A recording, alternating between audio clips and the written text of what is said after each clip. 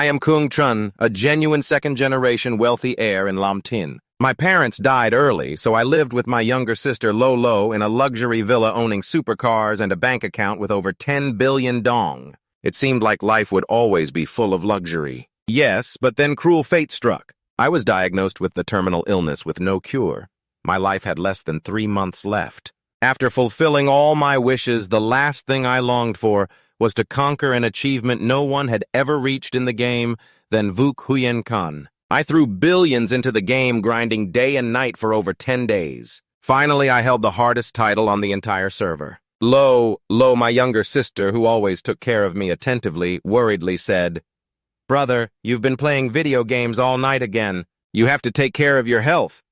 I laughed and replied, No, I just woke up.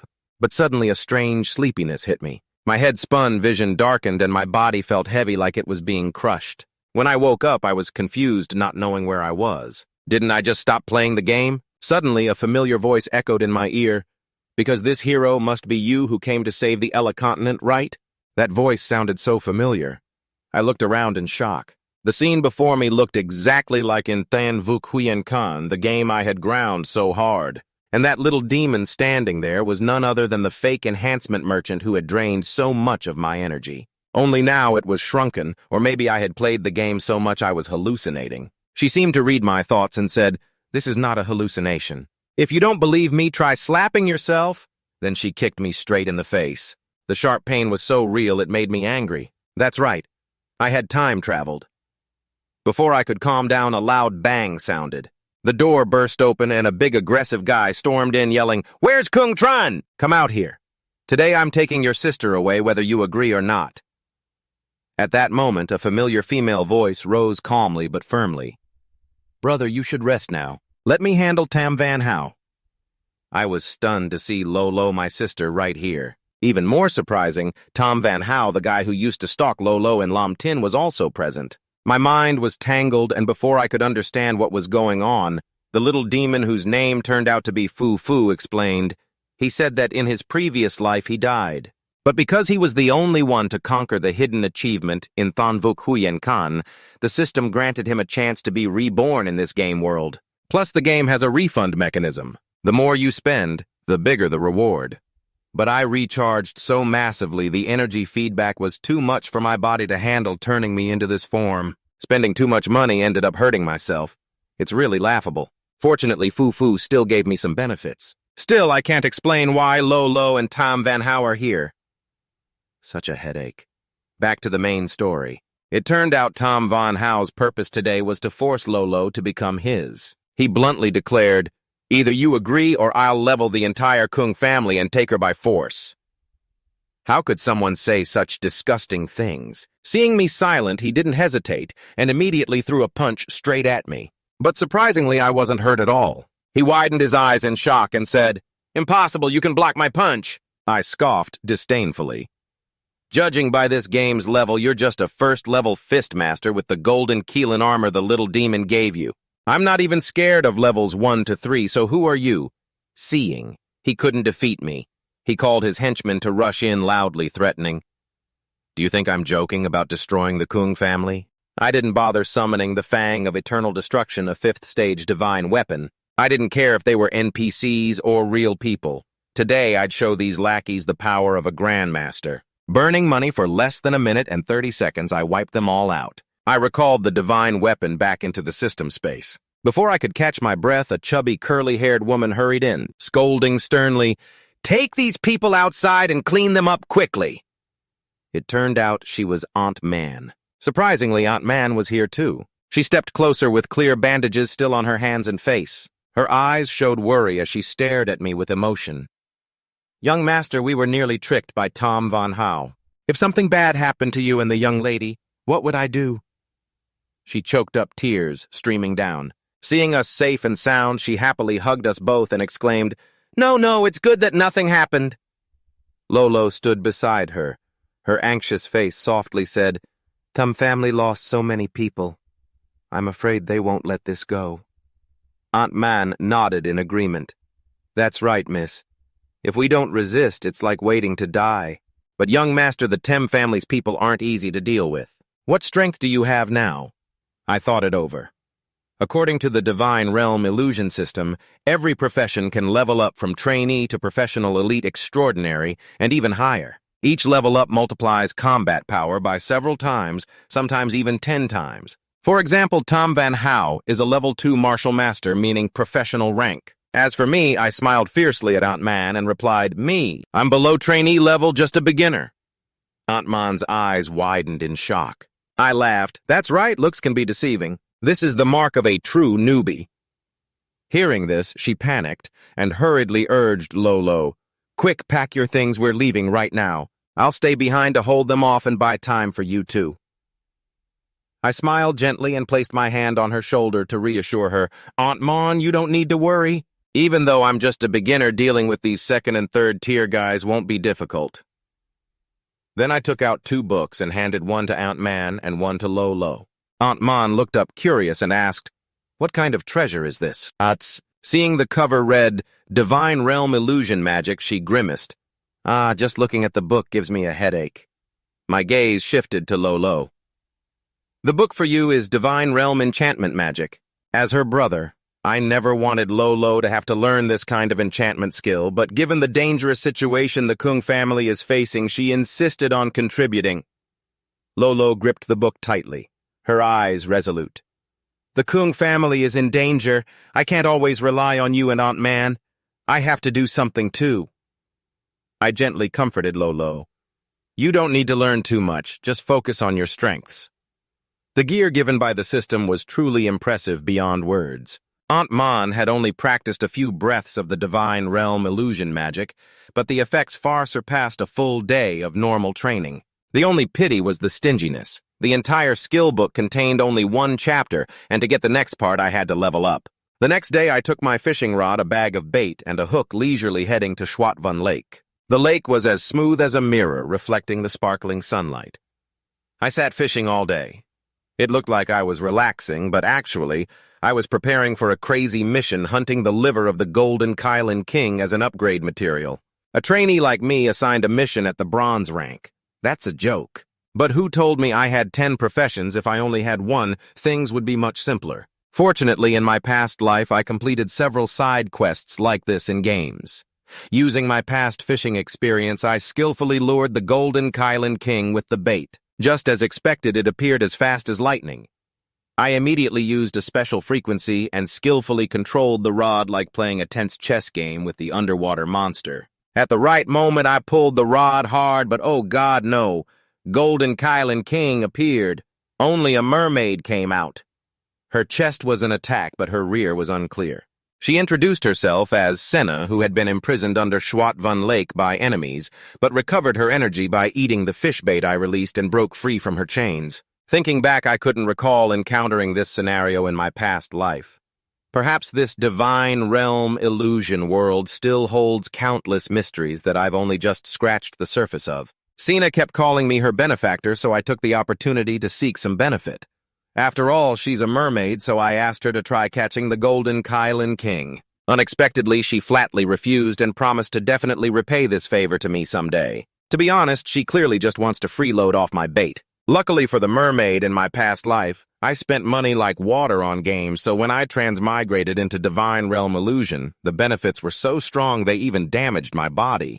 Otherwise, I would have caught her and ended her mermaid life, just kidding. Seeing that I wasn't demanding repayment, Senna was touched and immediately leaned in to lightly kiss my cheek. It turned out that was how mermaids leave a mark to easily find me later. Just arrived here through transmigration, and already had my charm stolen. I really can't catch a break. Since she's a mermaid, walking on land is really inconvenient for her. Sina skillfully transformed her tail into slender legs, and conveniently borrowed a pair of pants from the vat bag I had. Luckily, I still had a spare uniform.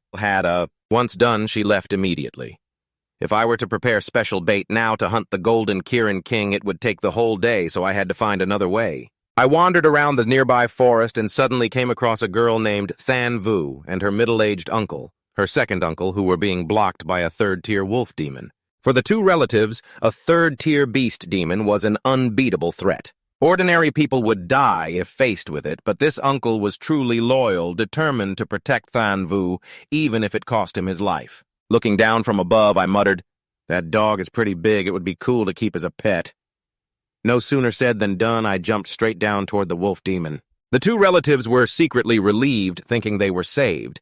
But when they saw, I just jumped down without flying or using any skills, they thought I was jumping off a cliff to commit suicide. Taking advantage of the moment, the uncle pulled Than Vu and ran, planning to escape, and later set up a memorial tablet to thank me for saving their lives. Before the uncle could get far, I landed safely without a scratch. The uncle stared wide-eyed, stammering, "Brother, are you okay? Where's that demon?" I smirked, pointing behind me. The wolf demon lay motionless, seemingly fainted from fear. In my past life, I knew there was a beast king in this area, but forgot the exact location. I planned to use this wolf to lead the way. When it saw me approach, it still played dead. I snorted. "Playing dead. Then take a punch that knocks you out for real." Hearing that, the wolf demon jumped up happily and invited me to ride on its back. Saying goodbye to Than Vu and her uncle, I rode the wolf demon straight to find the Beast King. After a while, we finally arrived.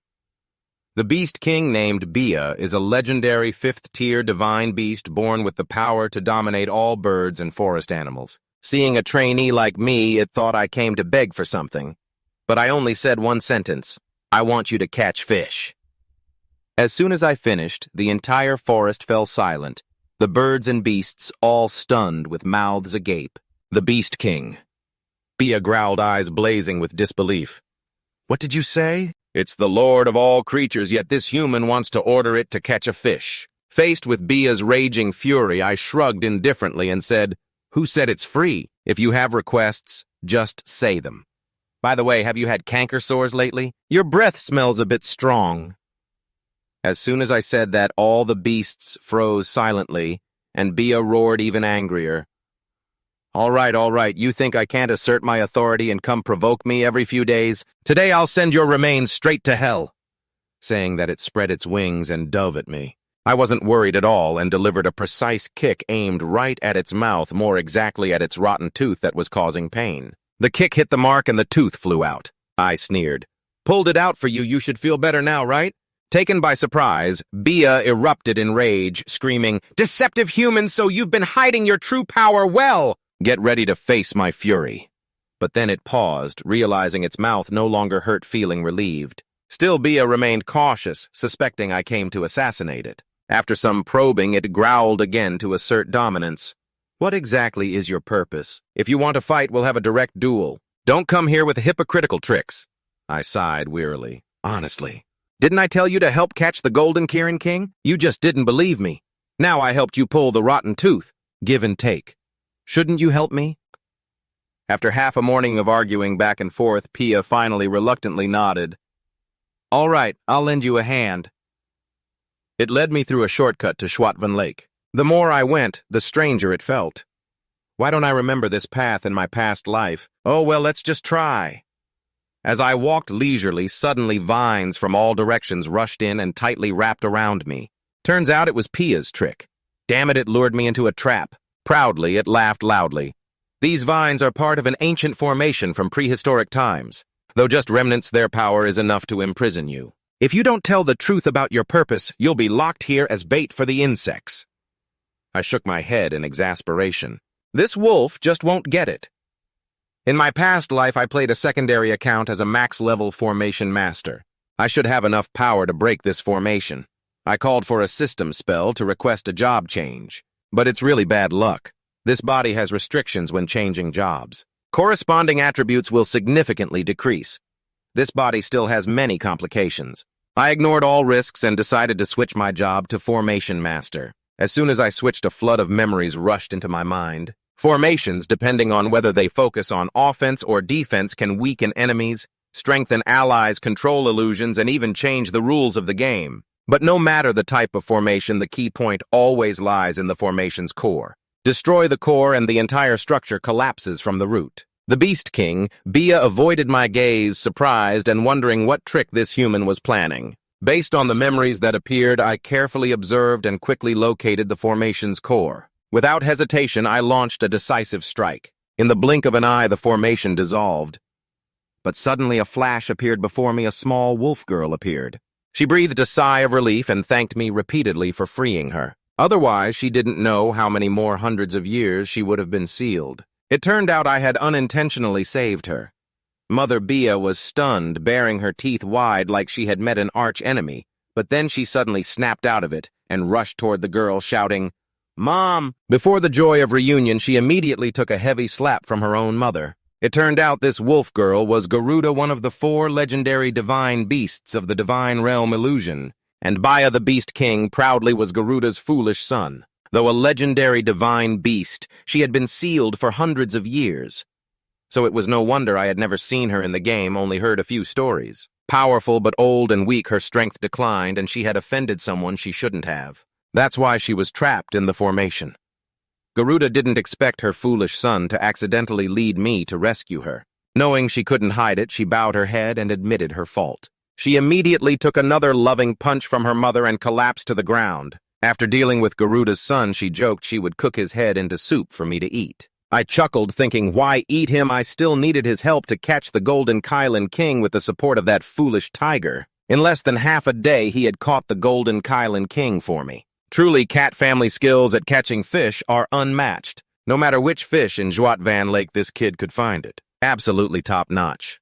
My goal this time was just to get the liver of the Golden Kylan King, and the fish in front of me was enough to complete it.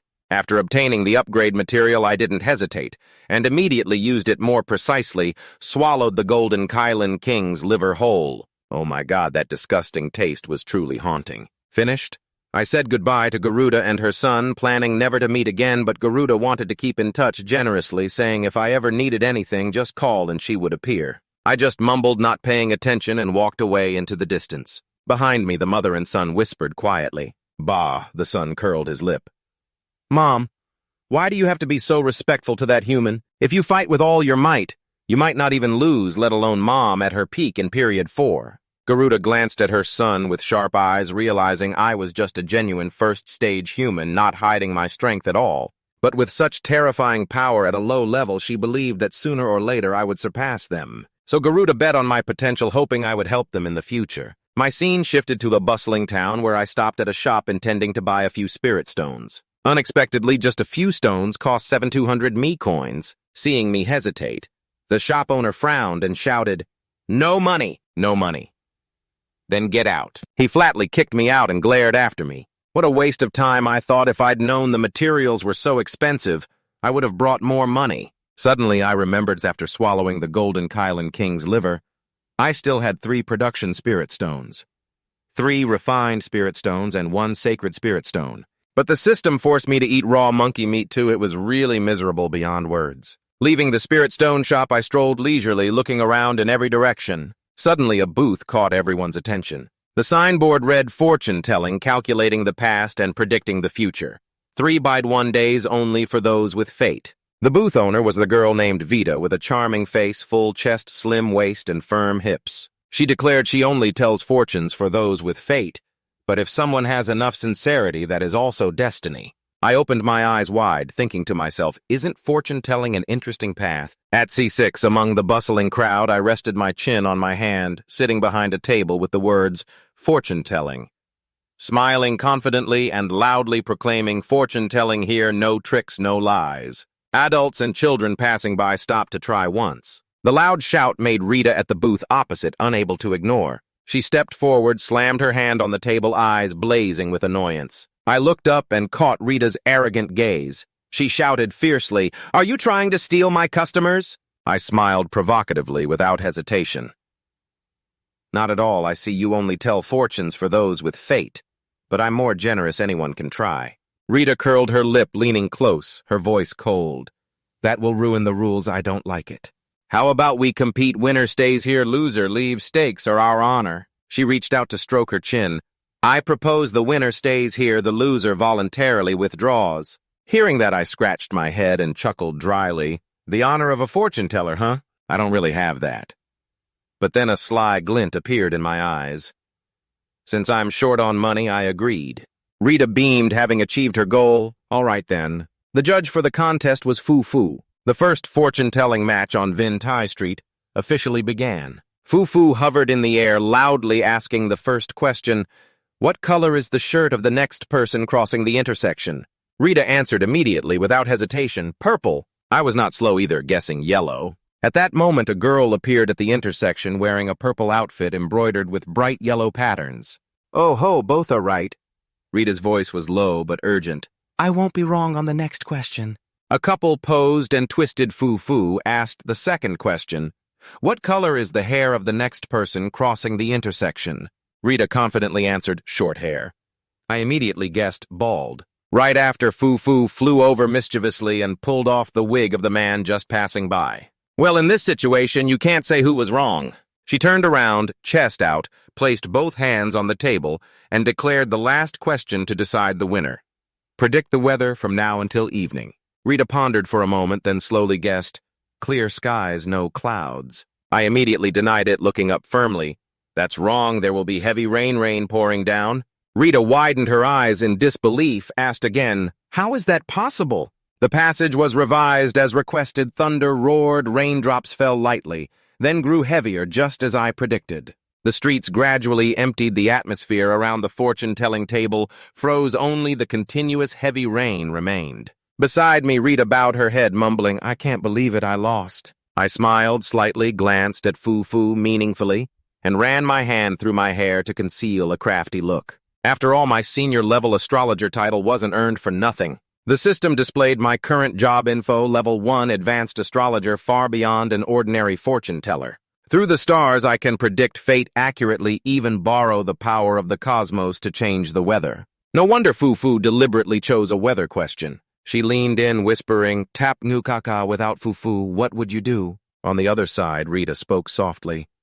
Since I lost, I have to accept it. I won't show up on this street again. After saying that, she handed me the fortune-telling orb, smiling in a way that didn't look like a loser at all. You can keep these too, I asked happily. Is there something this good? Unexpectedly, she priced it at 5,000 so-me. I broke out in sweat, shouting, I have to pay. Then immediately put on a pitiful face. What am I supposed to do? Seeing the fortune-telling fail, I probably need to find another career. Anyway, I can still use these things. I didn't soften at all. I took out 2 gold coins. At most, I'll pay 2,000 so-me. Rita was thrilled like it was harvest season, grabbing the money that much. Then she stroked her hair thoughtfully. Suddenly, she stepped forward and lightly kissed my nose. Seeing I didn't react, Rita immediately gave me a French kiss. This is the reward for the winner. Her master smiled with satisfaction and walked away, teasing my master as he left. After cooking, the porridge led the female disciple into the secret room to teach the divination techniques. I blushed and felt itchy. It seemed I never agreed to be a master, nor did I say anything about that. Then Rita walked a bit before turning back and waving. Her eyes seemed to want to say something. Well then, goodbye. Good luck to you. I was briefly suspicious. I felt there was something off about this girl. But whatever, as long as I can quickly earn enough money to buy spirit stones from the stall, it's fine. After a while, the sky cleared. Just as I was sitting and watching the fortune-telling, a fierce group rushed over. The leader pointed at me and shouted loudly, surround this fraudulent fortune-teller for me. My face darkened. Frowning, I replied, are you sure you have the right person? The leader named Fett began to explain. It turned out that a week ago, Rita came here to show off a bit of her power, immediately catching the attention of Lord Porro. He, on behalf of the Lord, paid a large deposit to Rita, hoping she would handle a certain matter. But after receiving the money, Rita said the matter was too difficult and needed her master to come. Fett slammed his hand on the table angrily and shouted, now she's disappeared and Lord Porro's situation is getting worse. I asked blankly, so what do you want me to do? I calmly replied, then you should go find her master. Why surround me? At that moment, I suddenly froze. I recalled Rita's shady behavior earlier. I asked in a low voice, who do you say Rita's master is? Fett sneered harshly. Isn't it you? Everyone just heard it a moment ago. I helplessly held my head, silently cursing. Damn, I got tricked by that girl. But now it's useless to run. Fett coldly sneered and gave an ultimatum. You have 2 choices, return the deposit or solve the problem for Lord Porro. I smiled slightly and glanced. Pfft, I guess there's only one choice. She nodded confidently. Of course.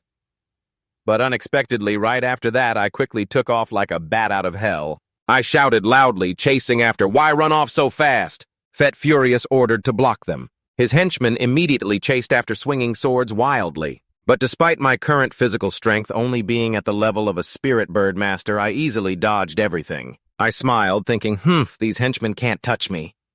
I quickly ducked into a nearby corner. But fate had other plans. My body suddenly weakened and turned pale, silently shouting, "Don't be weak now!" Seeing the group rushing at me, I gritted my teeth. No, I can still survive. Right then, my ears suddenly bumped into a pair of breasts appearing out of nowhere. Before I could even react, my face slammed into a fruit stand, pain twisting my face. Reflexively, I grabbed the other person's arm and we both fell to the ground. She flew over teasingly. It really is Tapanguka. Lying on the ground, I looked up to see Fett approaching coldly. Let's see where you run now. The person on top of me, face flushed with excitement, asked from above. She looked down and asked, "Why are you here?" Scene shifts to a majestic skyscraper. 4 people stood in a large room listening to a man speak. "I am Lam Huai, head of the Shuat Vanchan Trade Guild, a master. If you hadn't stepped in to help that day, I'm afraid we would have died at Bokjoi Son." Than Vu blushed shyly, avoiding eye contact, whispering, "Thank you, master." I smiled quietly, thinking they seemed to be the uncle and niece we accidentally saved back then. I raised my hand in greeting and replied, "No need to call me master, just call me Kung Trun." Lam Huai clasped his hands and turned to Fett, explaining clearly, "It turns out everything was a misunderstanding." But Fett was still unwilling, gritting his teeth regardless of whether it was a misunderstanding or not. "Today I must take this person back to report to my lord." Lam Huai squinted, his voice deepening. "Is that so?" Just then, 3 burly men entered from the door, blocking the exit as a show of force. Fett glanced coldly. "Guildmaster Lum, are you really willing to make that decision for an outsider?" Lam Huai calmly lifted a teacup and took a sip, replying, "I already said Mr. Kung is a valued guest of the guild. Captain Fett, do you want to represent your lord to confront the guild?" "No," Fett sneered, questioning. "Then what exactly do you want, Guildmaster Lum?" Lam Huai smiled calmly and replied, "Mr. Kung took the divination booth, proving he has skill. I proposed a neutral solution." He looked at me and asked the expert, "Can you go to Porro's house to help him break the curse?" He paused a moment, looked at Fett and Than Vu, and continued, "Of course, this isn't originally the expert's responsibility, so Lord PR must pay the full promised fee, not missing a single cent." I nodded, thinking to myself, money makes things easier to discuss. I will go check it out. That evening, the whole group arrived at a magnificent castle. The master led me in and introduced Lord Porro. "You have been brought here." Porro sat on a high chair looking down and ordered him to step forward. The master turned to me and instructed, "You must promise that no matter what you see next, not a word must be revealed outside." I wiped sweat nervously and asked, "What exactly is so mysterious about this?" Vet glanced cautiously at Porro's unusually large belly and stammered, "Our lord!" I was stunned, my face twisted in disbelief, shouting inside, She's pregnant! That big and round like that?" I looked at Porro and yelled, "Who is cruel enough to put someone in this state?" Inside the magnificent castle, Porro looked down from his high chair and explained, "I look like this because there is an evil spirit disturbing our house." I frowned and thought, an evil spirit, no wonder they called me here. A fortune teller not only reads fate, but also exorcises spirits, wards off disasters, heals illnesses, and saves people. At that moment, a boy ran over, anxiously asking, "Father, will you be okay?" Porro smiled kindly and patted the boy's head. "Don't worry." The boy looked up with tearful eyes at me. "My little brother is gone. I don't want anything to happen to you, too." The touching father-son scene softened me and almost made me cry. Porro hugged the boy, choked up. "This is the child I adopted. If something happens to me, I don't know what will become of them." I was speechless and cut off the emotional moment. "Stop the sobbing act. Just tell me where the evil spirit is."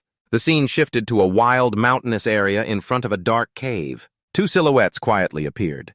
The unknown man holding a torch and leading the way said, "Lord PR to ensure the exorcism.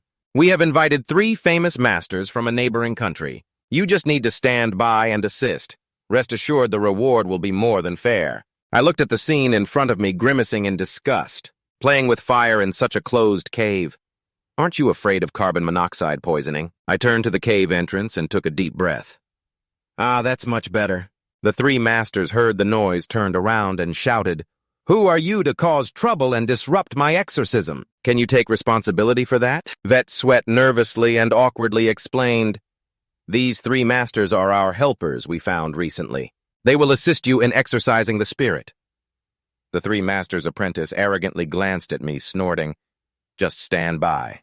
For this type of evil spirit, my master alone is enough." I shrugged, not caring. Suit yourselves. Just pay me.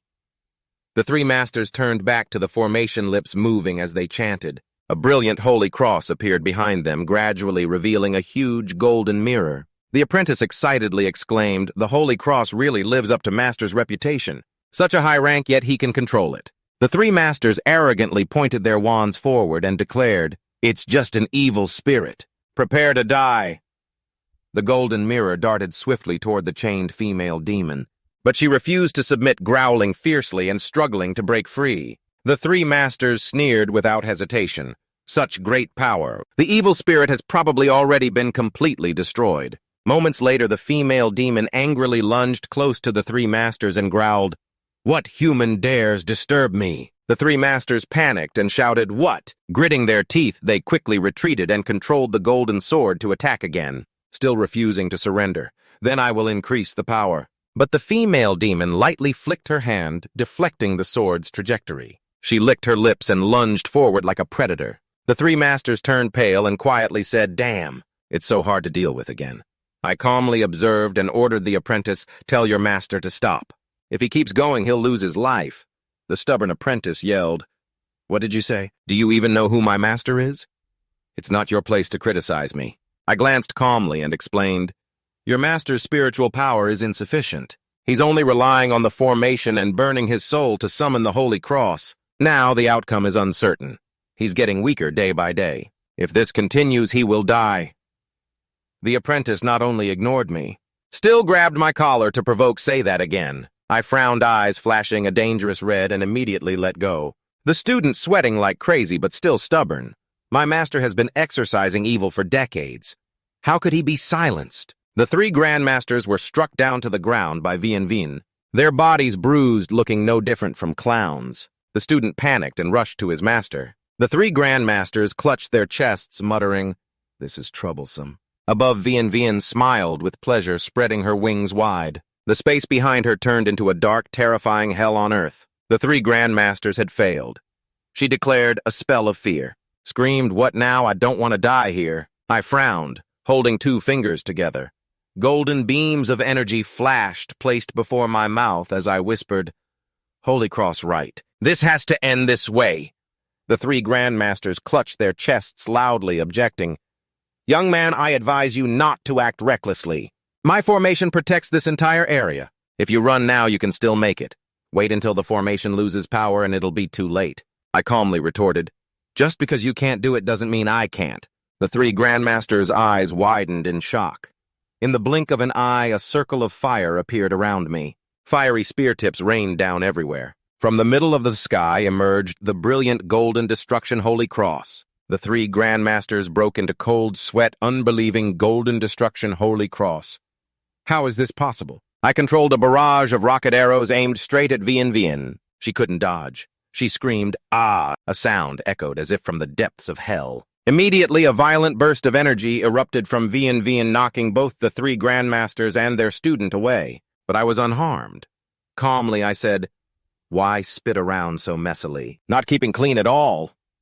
Vien angrily shouted, "Foolish humanity, stop standing there arrogantly." Without hesitation, she pulled out the spears stuck in her body. Her cold gaze, "You really aren't simple."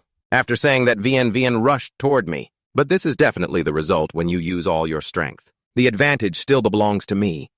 But awaiting her was a barrage of golden weapons I summoned from the void. Vien froze, cold sweat pouring. I smirked, reaching out my hand, voice gentle but full of questioning. "Have I used all my strength?" "Why don't I know about it?" Vien blinked, stammering 8 spears, 12 spears, 16 spears. She sat down helplessly like a child throwing a tantrum. "No more fighting. Who would bully others like you?" I crossed my arms, smiling mockingly. I still prefer your previous arrogance. Then sternly said, let's go.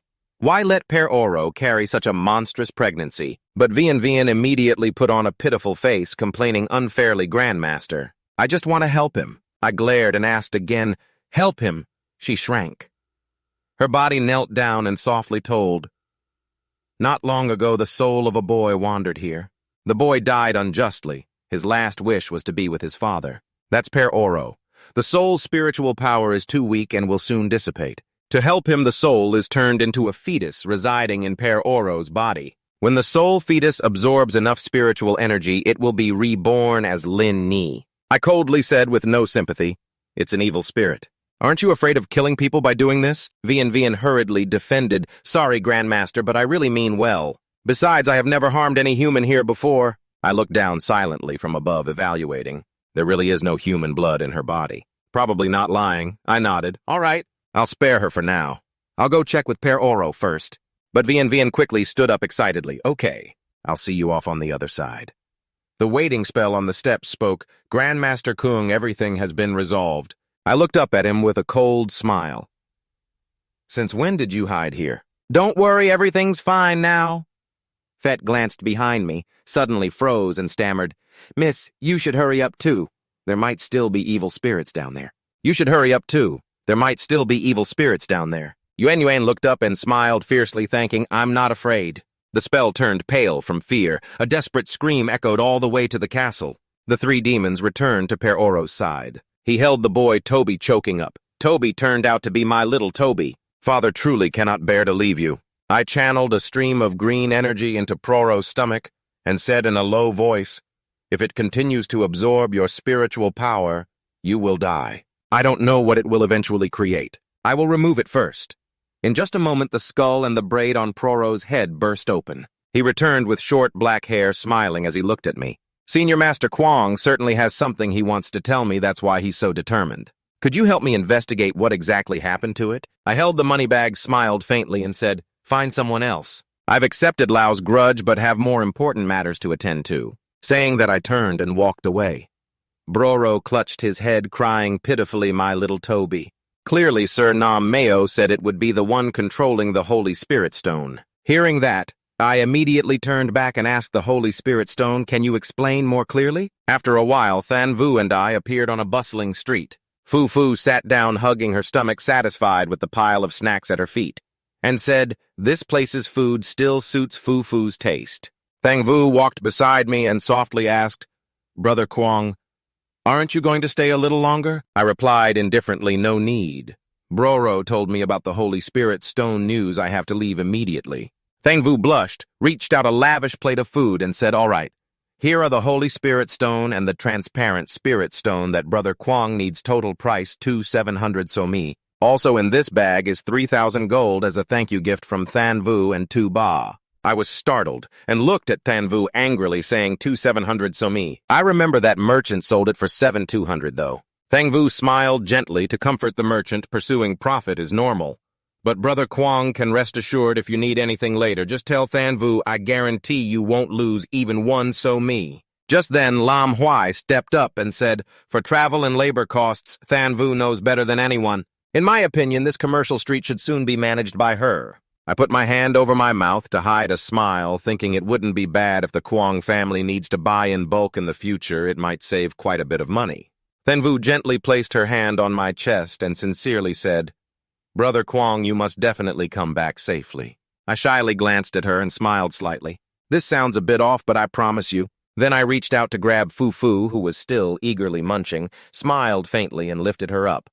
Let's go. Fu was suddenly reluctant, struggling. Fu hasn't eaten enough yet? But she couldn't do anything, so I had to drag her away. Lam Huai and Than Vu watched my back as I left. Lam Huai teased Than Vu, do you like him? Why don't you keep him? Our family fortune is enough to do that. Than Vu smiled, eyes determined. Brother Kwong is a man who's been through it all. I've decided to work hard to expand the trade map from this street to the whole continent. If you do it to make a gold mine. Night fell and the street lights were brightly lit. Fu and I entered a room in the neighboring town. I leisurely said, the road to the next town is still far. Let's stay here tonight. Seeing Fu sitting stubbornly on the bed, I glanced at her with disdain. "Hey, aren't you going to shower?" She twisted and stretched out on the bed coquettishly. "No, Fu wants to sleep." I didn't bother looking, muttering I just remembered why the room feels so cold. Walking over to the wardrobe, I opened it, and was surprised to see Yuen inside wearing a maid outfit looking at me urgently. "Do you need room service?" "Need room? It's free." I didn't say a word, slammed the wardrobe door, turned back, and looked at Yuen. "If you want to shower, I can help with that too." Sighing, I helplessly turned my back, not expecting Yuen to silently appear behind me. Annoyed, I shouted at her to get out immediately. Yuen sulkily muttered, "Is this really necessary?" Just as she was complaining, she suddenly startled when a guy appeared beside him, clearly well prepared. Seeing a beautiful girl, his eyes lit up, showing a greedy expression. "My lady needs service, so why don't I come here?" Who would have thought Vian's face would transform into something terrifying, like she wanted to devour that guy alive? Frightened, he screamed loudly and ran away, tail between his legs. The passers-by looked confused, staring at Vian. Where did this ghost come from? "What's going on?" Hearing the noise, I hurriedly opened the door and called out, "Come in quickly!"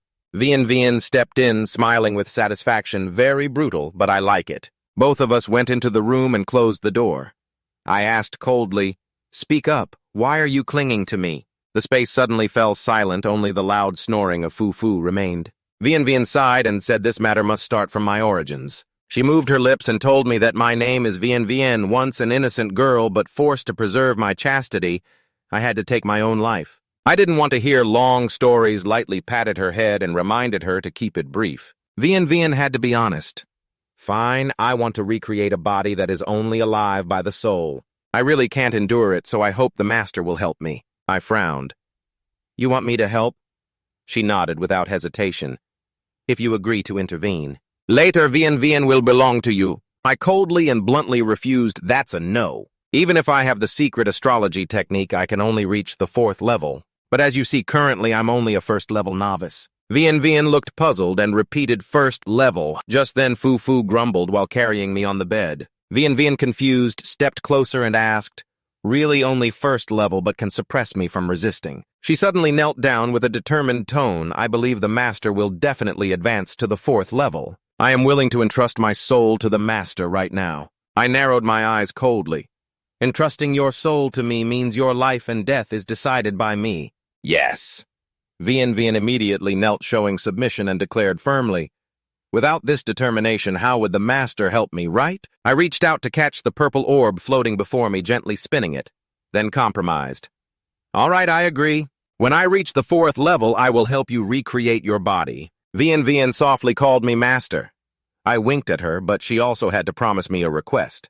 Vian tilted her head and nodded immediately. "I understand." But then she started to take off her clothes. I coldly questioned, "Why are you undressing?" She excitedly answered, "Master Vian hasn't experienced the living world, and even as a soul, I will bring you different experiences." I helplessly held my forehead and explained, "I've been out so long, the Tem family must have some movement. Also, from now on, call you 2V. Vian repeated confusedly, 2V. I lowered my eyes coldly and ordered her to leave tonight to go to the Kung family in the northern town. "That's right, don't scare my family." She stepped closer, sincerely. "Serving the master is part of the job. I will complete every task with dedication." Seeing her so serious, I was a bit embarrassed. "I told you you don't need to do that." But Vian ignored me and pushed me down onto the bed. Who would have thought she pushed down Fu, who was sound asleep? Fu jumped up, shouting, "Don't disturb Fu's sleep. I won't forgive anyone." Vian panicked and quickly yelled, "Sorry!" Scene changes to a clear day with white clouds. I put my hands in my pockets and strolled down the street, pulling out a map, mumbling, "Who can understand this Porro map anyway?" Just then a guy appeared in front, flirting with a girl. He glanced flirtatiously. "Hello, I'm 33 years old, live in the northeast area, unmarried. I don't smoke or drink, only taste a little." He held the shy girl's hand and continued, "Tina, can you tell me about your situation?" I stood watching, wondering if I should ask him a bit. Meanwhile, Fu grabbed my shirt, whining and demanding I want to eat that. I coldly replied without looking, "First find the Holy Spirit stone, then we'll talk." Fu angrily pulled my hair and bit my head, shouting, "No, must eat first." Fu is still in the growing phase. Over there, Tina spoke gently, replying to the guy Erna I usually like singing and watching plays. I wonder what hobbies you have, Erna. The guy smiled with a perverted look in his eyes, thinking, of course I like these hands. Just the thought of possessing it excites me endlessly. But he only grunted, me, huh? I looked at the scene and shook my head in exasperation. Pursuing a girl but being disturbed by a little demon must be really annoying. Let someone else ask, then. But just then, Ona suddenly glanced at me with a suspicious look. What was that pressure just now? He held Tina tightly in his arms, his expression darkening as he thought. That strong and strange pressure completely enveloped me. If it weren't for when it left, I wouldn't have even noticed. I didn't bother paying attention. Grabbing Fufu's shirt firmly with one hand, I decisively dragged him away without looking back. Seeing that, Ona quickly turned to Tina and said, "Sorry, I have to go now." Tina hesitated, calling out, "Follow him, huh?" In another place, the scene changed. I leaned under the tree, looking at Fufu, who was now satisfied, and happily shouted, "Got some delicious glutinous rice cakes." I sighed helplessly. I really don't know what to bring when hitting the road. Suddenly a voice rang out from behind. "Sorry to bother you for a moment." In front of me and Fufu, a man suddenly appeared and spoke. "May I ask, did you just look at me?" I froze silently, guessing this guy must have had a matchmaking fail and now wants to blame someone else to regain composure. I stepped forward and replied, "I was going to ask for directions, but now I don't need to." As I passed by, Ona sarcastically said, "Asking for directions with such a sneaky excuse, you think I'd believe that?" Suddenly, Ona was startled by a sudden attack rushing towards him. I was the one who struck. He quickly shifted to another position to avoid it. I looked at the tree trunks chopped off right where he had been standing. Ona couldn't hide his suspicion. "Can an ordinary passerby do something like this?" I replied coldly, "No. It was just a normal swing of the arm." Suddenly, Ona got excited and shouted fiercely, "You guys are from the shadow agency wanting to catch me, right?" I was dumbfounded, thinking, what kind of crystal is this for such a wild guess? He's having a hard time today right now. Tina ran over panting. "What's wrong, honey?" She thought to herself, such a good single man, how could I let him slip away? I put my hands on my hips and explained, "This guy listened to me, I really just happened to walk by. We're on our way to—" Before I finished, the man shouted in an unstable voice, "I like girls' hands, what's wrong with that?" I stared in surprise.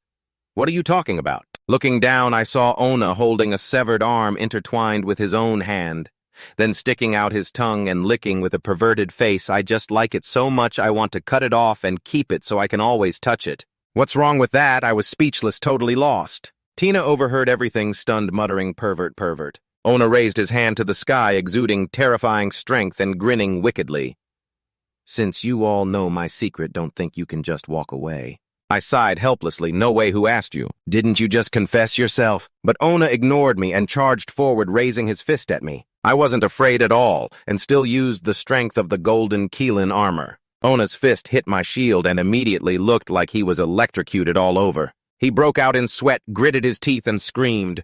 1 second later, Ona exploded and scattered in front of me.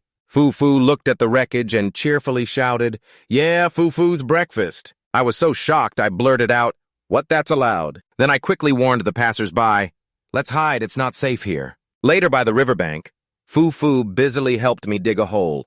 I turned to Tina and said, "Girl, you saw it, he stabbed me first. If anything happens later, you have to testify for me, okay?" Tina seemed unconcerned, her face still shocked from before. She muttered, "Tell me, am I destined never to get married? Every time I see them, they all have designs on me.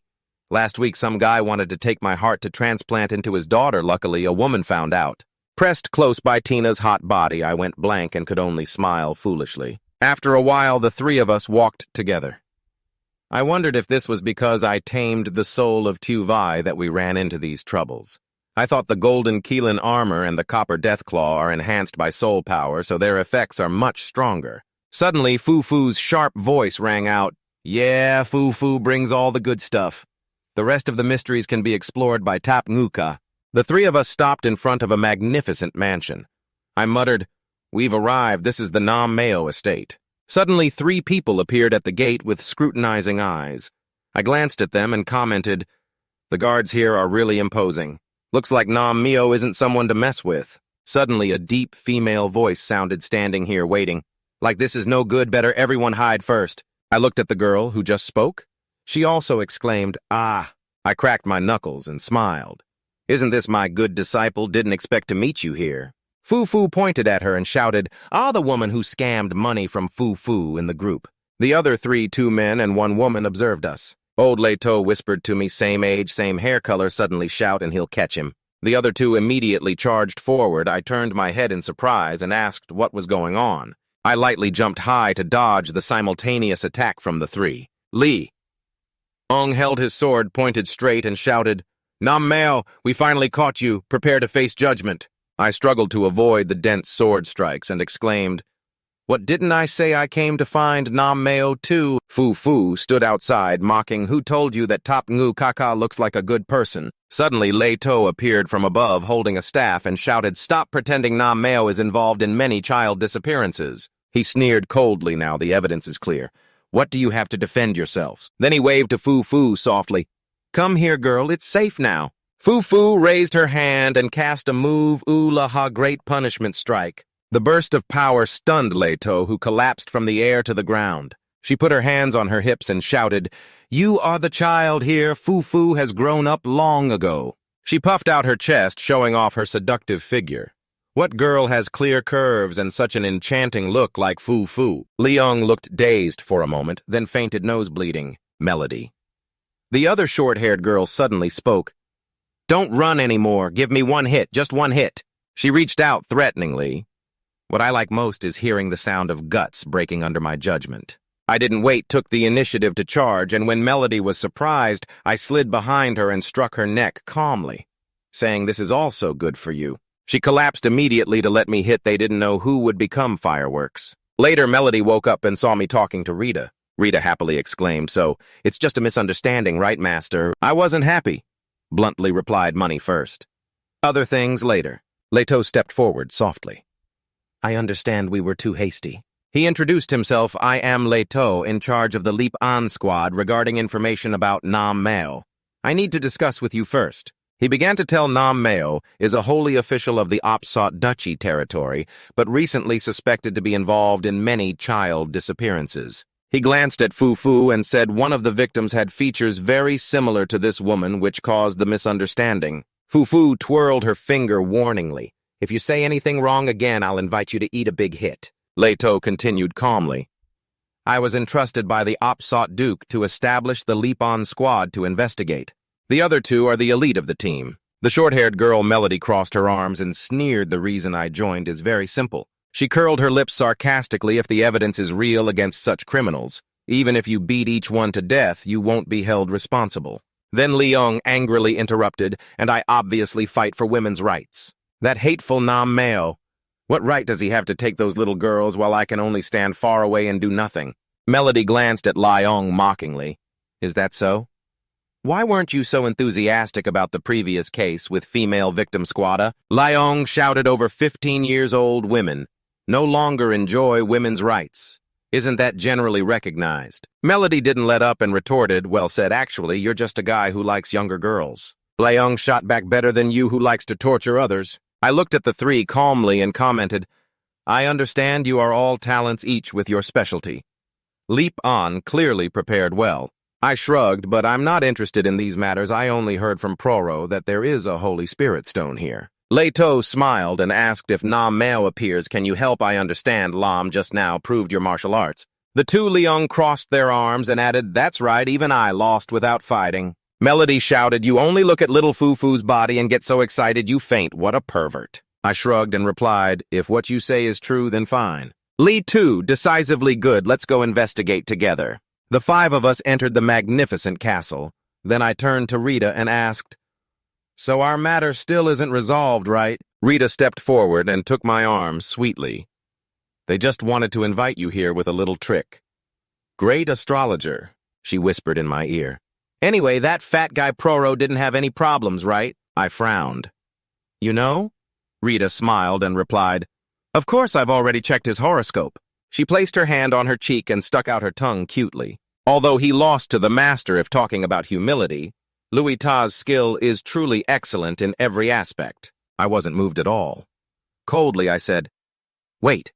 When we get the Holy Spirit stone, the compensation must not be short a single penny." Rita frowned in dissatisfaction. Uh-huh. After a while, the group stopped in front of a dark cave entrance and proceeded inside. Suddenly, Melody spoke. It sounds like there's some noise up ahead. Suddenly, Liang shouted loudly. They're up ahead. Before their eyes, a girl imprisoned on red jade rocks was sobbing uncontrollably. Melody doubted. Is she the girl Nam Mio imprisoned? Liang cut in. The little girl in trouble doesn't need to cry anymore. He stepped forward exuberantly.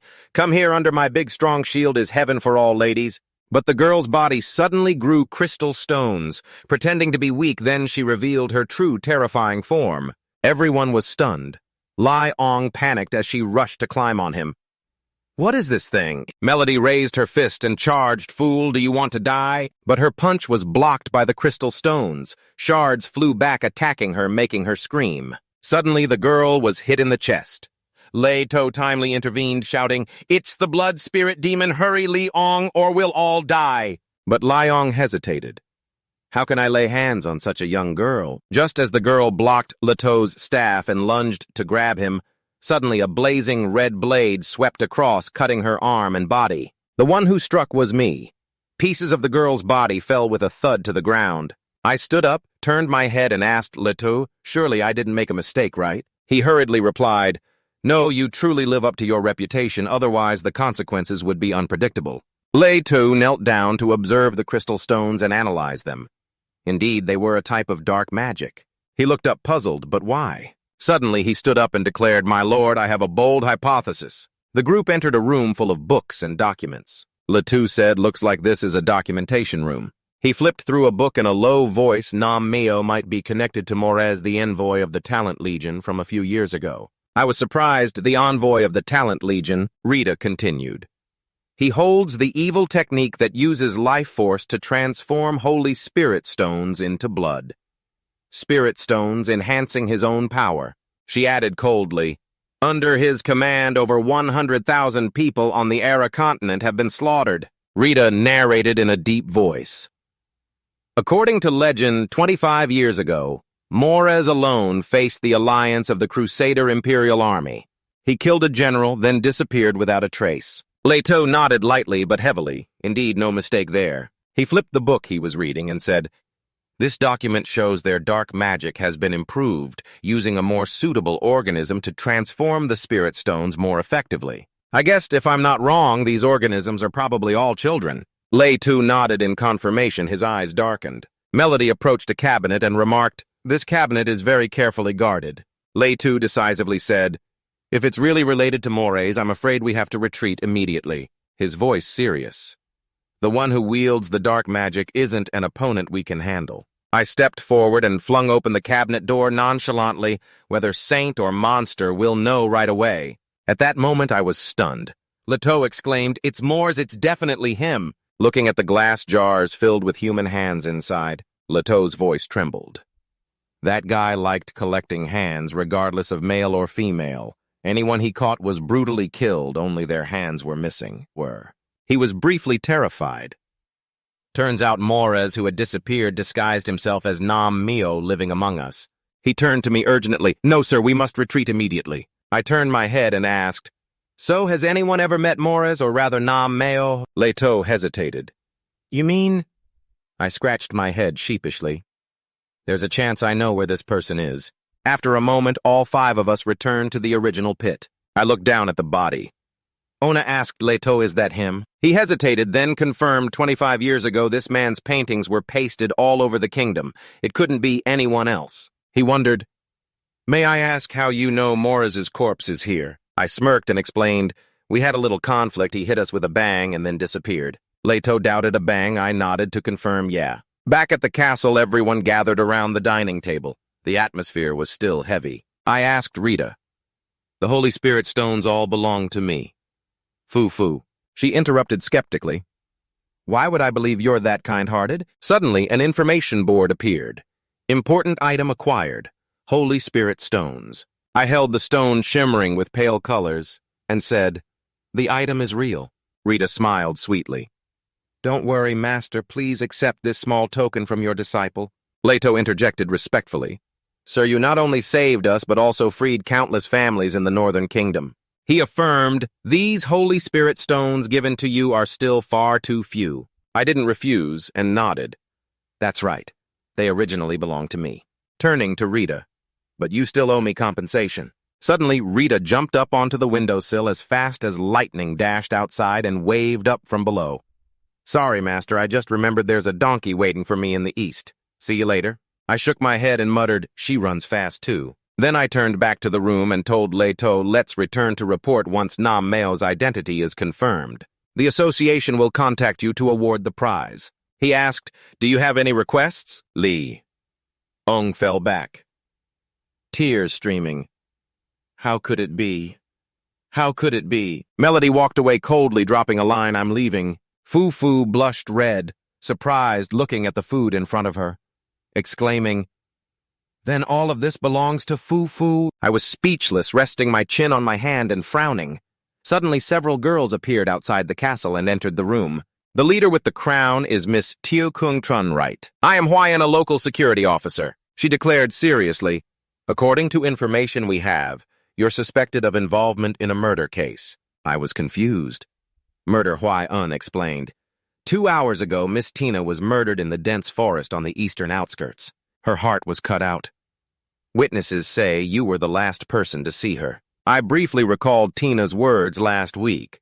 A guy wanted to take my heart to transplant into his daughter. Luckily, a woman discovered it. I wondered silently, can't escape after all. I shook my head and answered.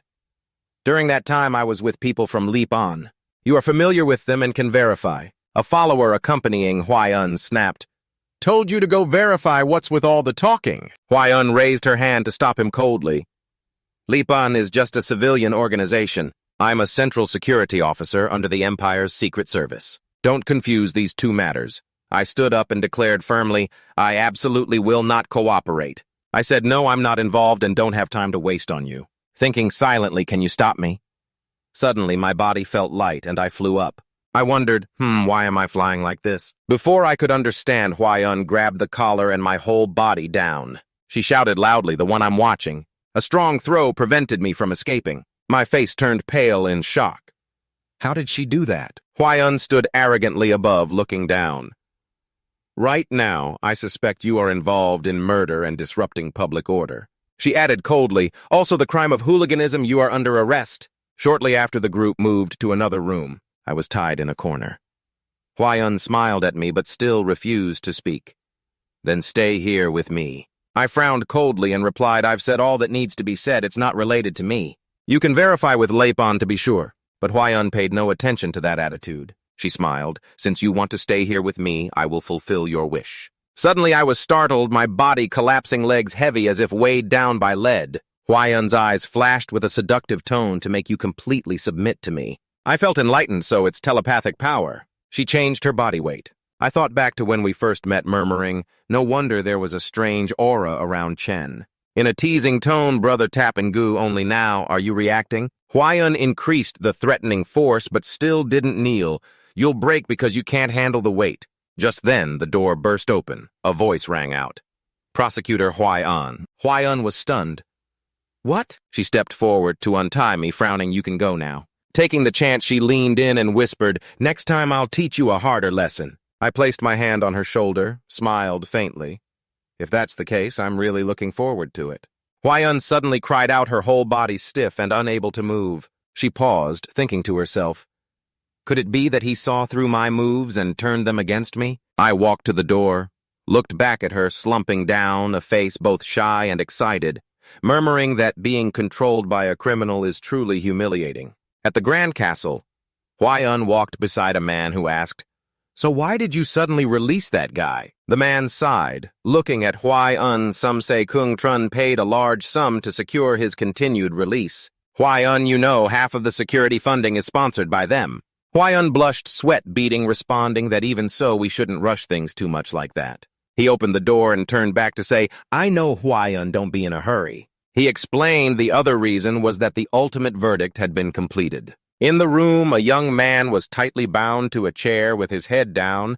The man looked at him and said, "The results show the witness earlier was indeed lying." Hwaian hesitated, meaning he really witnessed Kung Trun commit murder. The man nodded. "Yes, then gently reminded her. Huayan, you're sweating a lot. Is the room too hot? She shyly murmured, maybe thinking to herself that escaping that telepathic power had already taken a lot of energy. Truly a hateful humiliation. She stepped closer to the young man, murmuring, but to be fair, I endure this humiliation because he gave false testimony. She grabbed the whip, her face turning fierce. So how shall we begin this interesting trial? The other guy screamed in pain. Scene shifted to me, leaving the castle, appearing at Thanvu's gate, announcing to Kung Big Brother that finally you're out. I looked at her with a faint smile. Thanvu thanked her for negotiating with the security officer, then asked, "But how did you know I was here?" Thanvu was anxious. "Big Brother Kung, actually, I deliberately came looking for you." My expression darkened. She quickly summarized that traders returning from the northern town said war had broken out there. I was startled at war. She continued, saying the Tem family declared war on the Kung family and blockaded the whole town. I asked around and finally learned he was brought here. I silently calculated that the Tem family's surprise attack probably had been planned for a long time. After a moment, I put my hand on Thanvu's shoulder, thanking her. We have to return quickly. Thangvu Fufu suddenly appeared, hands on hips, confidently. "Don't worry, isn't 2V still there? Even as a young queen, she's not someone these weak soldiers can mess with." Thanvu touched the horse beside her with a smile. "This is the fastest horse in the trade guild. Big Brother Kung will definitely be able to use it." I stepped forward, stroked the horse, nodded in approval, well prepared as always. Then mounted the horse, turning back to say, "Thank you, Thanvu. Please tell Porro the child he adopted is now at peace." Thanvu replied softly, "Okay." I immediately urged the horse to gallop away. Thanvu smiled brightly and called after me, "Big Brother Kung, if you need anything, just come find me." Fufu leaned in curiously, asking what exactly about Brother Tapnu interests you so much. Suddenly, Fufu was startled and shouted loudly, "Wait! I haven't mounted the horse yet! I haven't mounted the horse yet!" She hurriedly chased after, her voice echoing behind. Scene shifted to a castle. A white-haired man standing outside the gate muttered, "Finally got the chance today. It wasn't wasted." Dividing troops into 3 routes, every step carefully calculated. The old man recalled the subordinates' warning that there was news Kung Trun would come to Queentown, and there they must buy time to deal with him. The other person replied, "I know Master Tam Nan." Tham Nhan thought to himself, the stout woman with some strength was also stopped by my 3 centaurs at the mountain flank. Elsewhere, Kung Lo and Aunt Man were surrounded by a group of people. Kung Lo worried. "What should we do?"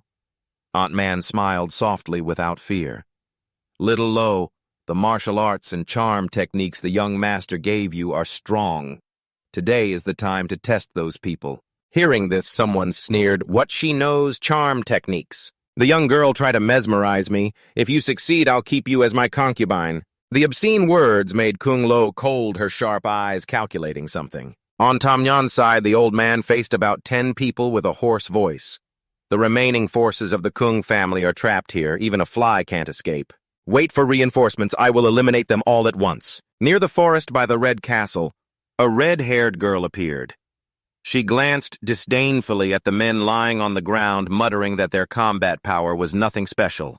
With such strength, they dared to attack the master. She smirked. "But it's still daytime. If it lasts until night, I'll wipe them all out in one strike." The red-haired girl's eyes blazed like blood, exuding a terrifying aura. She smirked faintly to save some energy. Suddenly, a strange feeling hit her. She startled, turned sharply, and muttered, "No, that's not right." An invisible force surrounded her, astonishing her. A strong presence was approaching, far stronger than these people. Could that be the real enemy of the master? She crouched down, then sprang up strongly. Vian looked towards the castle from afar with cold eyes. That was definitely the place. Her expression turned fierce as she muttered she had to land a fatal blow on the opponent. She opened her mouth wide. Huge red and black whirlpools appeared, screaming terribly as they rushed forward. A violent explosion rang out. So who was Uncle confused by the noise? He looked up and saw Tam Nhan hovering in the air, thinking, "So Tam really invited such a master?" Tham Nhan laughed loudly, proud. "It seems this is the reinforcements for that person." He looked down at the people below and declared, "Senior of the Tem family still has face. The reinforcements sent by the Vohaling army are indeed formidable." Uncle was speechless, standing stunned without a word. After the explosion, the smoke gradually cleared. Vian looked around, wondering why the aura hadn't disappeared. From the smoke, Bia's face appeared, yelling, "Damn it, that hurt like hell! You damn evil spirits are too despicable, always attacking from behind!" Vian looked down on him, ignoring him. "I thought something serious, but it's just a big cat," Bia roared madly. "Shut up, I am a tiger!" She sneered. "They say cats have 9 lives. I wonder how many you lost just now." Bia refused to back down and provoked, "Then come at me and see." Vian immediately unleashed a terrifying scream. Bia quickly spat out a burst of energy, rushing forward. Their clash caused an earth-shaking explosion. Taming was amazed. There are still masters here. Could it be the Ling army sent more than one person? Vian and Bia still hadn't stopped continuing their fierce chase and fight without yielding. Taming urgently shouted, "Stop fighting, both of you, stop!" Bia froze and growled loudly, "What do you want to do?" Taming said sternly, "Between you two, who is the reinforcer of the Voha Ling army, the destruction of the Hung family cannot be delayed. Please follow me and act quickly." Vian and Bia were stunned after hearing this. The Voha Ling army is destroying the Kung family. Taming was stunned and a bit embarrassed. Is something wrong? Immediately both lunged at him in unison. "Then we'll deal with you first and the others later." When I mounted the horse, I spurred it to gallop, asking Fu riding behind me with a slightly annoyed tone, "You know how to fly, so why sit here?" She honestly replied, "Flying uses up energy and I haven't eaten anything the whole way. I'm about to faint from hunger." I turned my head to change the subject. "Right just now you mentioned something about the queen crying miserably. Who was that?" Fu blushed and turned away, mumbling vaguely, "I didn't say anything." She clung tightly to my shoulder, a familiar feeling, but I couldn't remember why. Suddenly another horse charged and crashed into ours. A white horse galloped from afar, causing both Fu and me to lose balance and fall hard. Fu was fine, but I fell flat on the ground, cursing silently. What did I forget?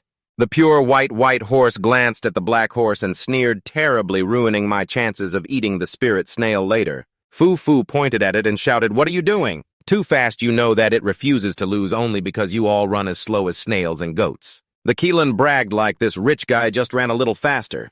Isn't it already settled? I turned cold-faced. "My horse is dead. I'm in a hurry to go home. You have to compensate me with another horse." It nodded comfortably. Okay, got it. The white horse turned to me and Fu and said, "I'm not free right now. After I pick the spirit snail, I'll arrange for the fastest horse even faster than this one." Suddenly, a burst of power shot straight toward a distant creature. I was amazed at the white horse's speed as it ran and explained that the spirit snail ripens once every 15 years. Today is a good day and everything else must wait. The white horse suddenly hesitated suspiciously, asking, "What is that?" I chased after, took a run up and shouted, causing trouble and then daring to run away. In the blink of an eye, I was riding the Keelan's back. It panicked and said, "Hey, you need to relearn traffic rules." Its face fell as if someone owed it money and didn't pay, secretly cursing this nonsense. I grabbed its white mane, tightly startling it. "Did you think he was an ordinary person? How did he catch up with me?" I spoke calmly but threateningly. "You already know how fast you run. So today be my horse and take me home and I'll let this go." The Keelan was confused, but agreed to be a horse.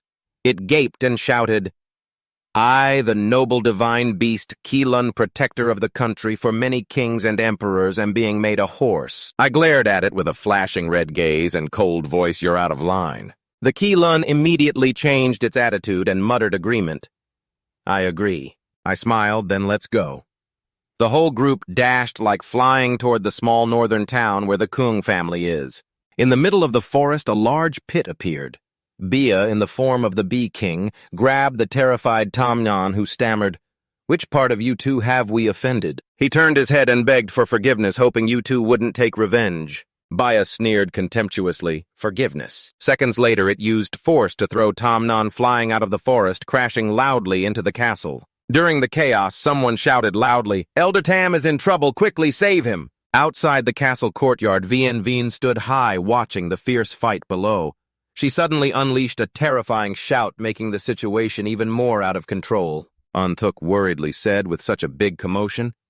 "Could it be that the Tem family can't withstand a strong attack?" He decisively ordered, "Follow me to meet the fight." At the pit where Taming fell, he lay there in pain, blood dripping from his mouth.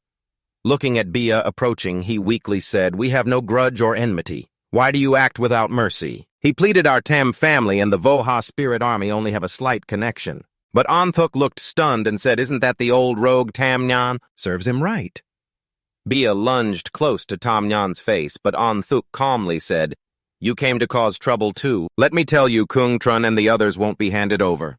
If you want to kill or cut, go ahead. Bia was stunned and asked Anthuk, what the heck is an Anthuk tu? Anthuk confusedly repeated, what the heck is Anthuk tu? Bia explained proudly, Kung Trun is my mother's benefactor, so he's my elder. It looked at Anthuk.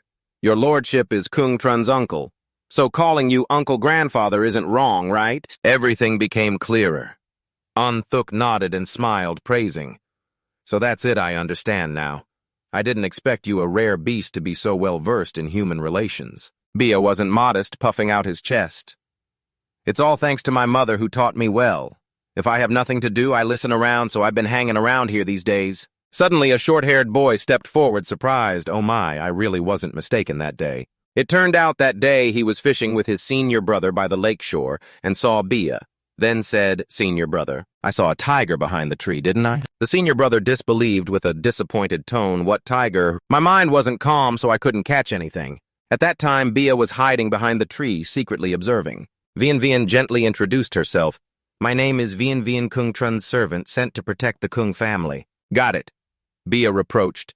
So you're one of us, why didn't you say so earlier? She glared coldly. Who told you to sneak around? How would you know, friend or foe, afterward? But Uncle Un still didn't understand the situation and turned to ask Vian Vian what the master was like. She hesitated, then dropped a bombshell. Actually, the master and I have signed an intimate agreement. He likes me to call him that. Uncle Un was stunned and exclaimed, could that be true? He continued, Kung Trun is still young. I don't interfere with his private preferences, but marriage is a serious matter. It can't be taken lightly. He reassured Miss Vian Vian, don't worry, I will talk to that boy and tell him to marry you properly and bring you into the Kung family. Vian Vian smiled brightly. Your uncle is really kind. Vian Vian, suddenly startled, arched her body and shyly called out to me. Bia glanced upward as a figure appeared and coldly asked who it was. I rode proudly atop the Keelan and replied, punishing you for talking nonsense, not satisfied. Vian Vian immediately responded in a coquettish, excited tone, more than satisfied. After all, the intimate contract is no nonsense. A loud call rang out. Anthuk. I glanced and reminded Lolo, what are you up to? I dismounted the Keelan and approached Anthuk, asking Uncle, is everyone still okay at home? He nodded and replied that old bandit Tam Nyan led an attack. Luckily, these two stepped in, so nothing serious happened. I stepped up to where Tam Nyan was lying flat, scratched my face, and challenged ambushing the Kung family. Have you thought about the consequences? Though pitiful. Tam Nyan refused to submit and said, obviously, big fish eat little fish. Winners become kings, losers become bandits. I lost to you here. But didn't your sister's side hear about family? I was stunned and exclaimed, Lolo, and I rode Bia and left. Tam Nyan was dangling under Bia's claws. I coldly warned, if anything happens to Lolo or Mong Di, I will make you pay 100 times over. But Tam Nyan wasn't afraid and was confident. I've stationed triple the elite Tem troops on half the mountain. No matter how skilled you are, how can those two women resist him? He sneered at me. Hurry over there, maybe you'll see them begging to live but failing, begging to die but can't. Vian Vian shouted loudly, Old King Bat, my master can use forbidden magic to torture the soul of this miserable old man. Even after death, he will suffer punishment. I pondered and said, let's assess the situation first. Suddenly, as we reached a clearing in the forest, we heard a frightened voice. I don't want this humiliation anymore, you do it. I suddenly called out loudly to Lolo. Below, a man in white was crying on his knees, begging Kung Lo to hurry up and act. Aunt Mon stepped forward and unleashed a mesmerizing aura. Another man hit was struck in the heart as if by love's lightning and cried out in shock. 3 seconds later, he became wild, drooling with a dazed face. He clutched Aunt Mon's leg tightly, eyes full of hearts, unwilling to let go. Aunt Mon still smiled and asked, Are you willing to die for me? Strangely, the man in white, as if bewitched, replied decisively, My queen, I wholeheartedly agree. The other man saw his comrade like this, his tone more urgent. Van Nai Kung Lo, hurry up. Compared to being enchanted and drained to death, I'd rather just die simply than beg that person. Kung Lo cleared her throat and shyly responded, All right then. As soon as she finished, she threw a punch straight at him. He shattered into pieces, but still managed to say thank you for freeing me. I quickly landed. Kung Lo ran over and hugged me, crying uncontrollably. Finally. You're here. It was so scary just now. I comforted her. It's okay now, nothing to worry about. Bia watched the scene, a drop of sweat rolling down his face, thinking with the power of this girl's punch, no one here can scare her. Thamnyan witnessed everything in shock, shouting, Aren't you the elite Tam troops? Why is every one of you such cowards? A young man with an injured hand came forward to report to the elder. It's not that we fear death, but even with all our strength, we couldn't harm the enemy. Luke Tamnya doubted something, trembling as he pointed at Kung Lo. This woman's punches are extremely simple, looking like random swings with no technique. He panicked, remembering, but once touched, they instantly dissolve into smoke. Kung Lo yelled, chasing them off. Follow those people, don't come here, don't come here. Every punch she threw was a critical hit, causing the enemy to fall and be severely injured. One man, trembling, reported, She's even more terrifying. Don't even look directly at her. Just hearing her voice or smelling her scent is enough to be controlled. In the end, our brothers didn't even have a dignified death. I stepped up to Tom Nhan and sneered, Elder Tam, this battlefield really is a lose-lose situation for you. You hit the mark. Tom Nhan was caught in the iron grip of the beer claws, knowing he was outmatched, quickly changed his attitude and begged Kung Trun, You win today, my Tam family has paid enough, let me have a way out, I will absolutely not interfere anymore. You should know, Senior, my Tam family has influence. Before Vo Ha Lin Kwon could finish speaking, the beer was slammed hard to the side as he cursed, Damn you. Tham Nhan fell headlong, blood spurting in a trail. Uncle Un looked at me and said, This old man has always threatened you, I can't hold back anymore. I sighed. I still wanted to extract more information, but you acted too quickly. Suddenly the Keelan, which had been ignored until now, cut in and said, Can I go now? I already said I'm only taking you this far, that's it, right? I was startled. I forgot about this guy. Then I blurted out, Do you want to sign a long-term contract, all expenses paid, salary included? I thought to myself, after all, the distance and frequency of teleportation are limited. The efficiency of this thing is much higher. But the Keelan snorted, coldly annoyed. Even if it starves me to death, I won't come back here again. The white horse silently vowed never to meet humans again. They had humiliated him enough. It soared up and disappeared. I muttered regretfully, You have to reach the 4th level to unlock flight anyway. At this rate, I don't know how long it will take. Suddenly, I remembered something and thought to myself, Vo Ha Ling Kwon sounds familiar. Isn't he the boss of the high-level Korean demon dungeon, the top righteous son in the divine realm fantasy? I rubbed my head, trying to recall more about Vo Ha Lin Kwon, but only remembered that he personally killed my father. The rest I hadn't read carefully. Vian Vian suddenly spoke up. Master, your meaning is that Vo Ha Lin Kwon will rebel and attack King Lak Don. I was stunned and a bit confused. Didn't he admit it himself? Is there no news here? Aunt Mon added, But the young Master King Lak Don is still healthy. I was startled. What? I turned to Fu Fu and asked, What's going on now? She only answered absent-mindedly, I don't know. Suddenly, she jumped up and sat on my head with a sweet tone. Or maybe Brother Tapngu should use his wooden head to think. I pondered and said, There are 2 possibilities. One is that the game background has changed. The second is the scene where the Keelan lands and returns to the small northern town. Its eyes sparkled brightly, flickering with pink heart shapes. The fatigue of this boss can only be relieved with 1 No-10 fresh, plump spiritual snail fruits. It strolled between 2 rows of forest trees, but suddenly froze as it saw a bunch of animals lying scattered on the ground beside ripe red spiritual snail fruits. The Keelan was confused. They must be poisoned, yet I gave each one a fruit, thinking to itself, spiritual snail fruits can't be poisonous. Why does it seem like someone tampered with them, but why poison a fruit tree? It muttered, Spiritual snail fruits are what the Keelan loves most. Usually other animals wouldn't dare come near. If I'm not here today, it was startled. If I hadn't met that guy, I'd be the one knocked down here. Immediately, the Keelan dashed off with a serious expression. The white horse gritted his teeth and ran hard in the opposite direction. The opponent is definitely targeting the Keelan clan. We must run immediately. The scene shifted to a magnificent palace. Vo Ha Lin Kwon sat on the throne. Below, several people knelt. A long-haired man shouted, Vo Ha Lin Kwon, why didn't you send reinforcements? Didn't you promise me? He was frustrated. Just now I received a telepathic message that the last of the Chu family fought to the death. Lin Kwon, at first, we owed you. You said you'd help me deal with Kung Trun. Vo Ha Lin Kwon yawned and cut off the old man. You're mistaken. I said I know, but have no intention to help. Don't bother me with these petty matters anymore. You don't understand.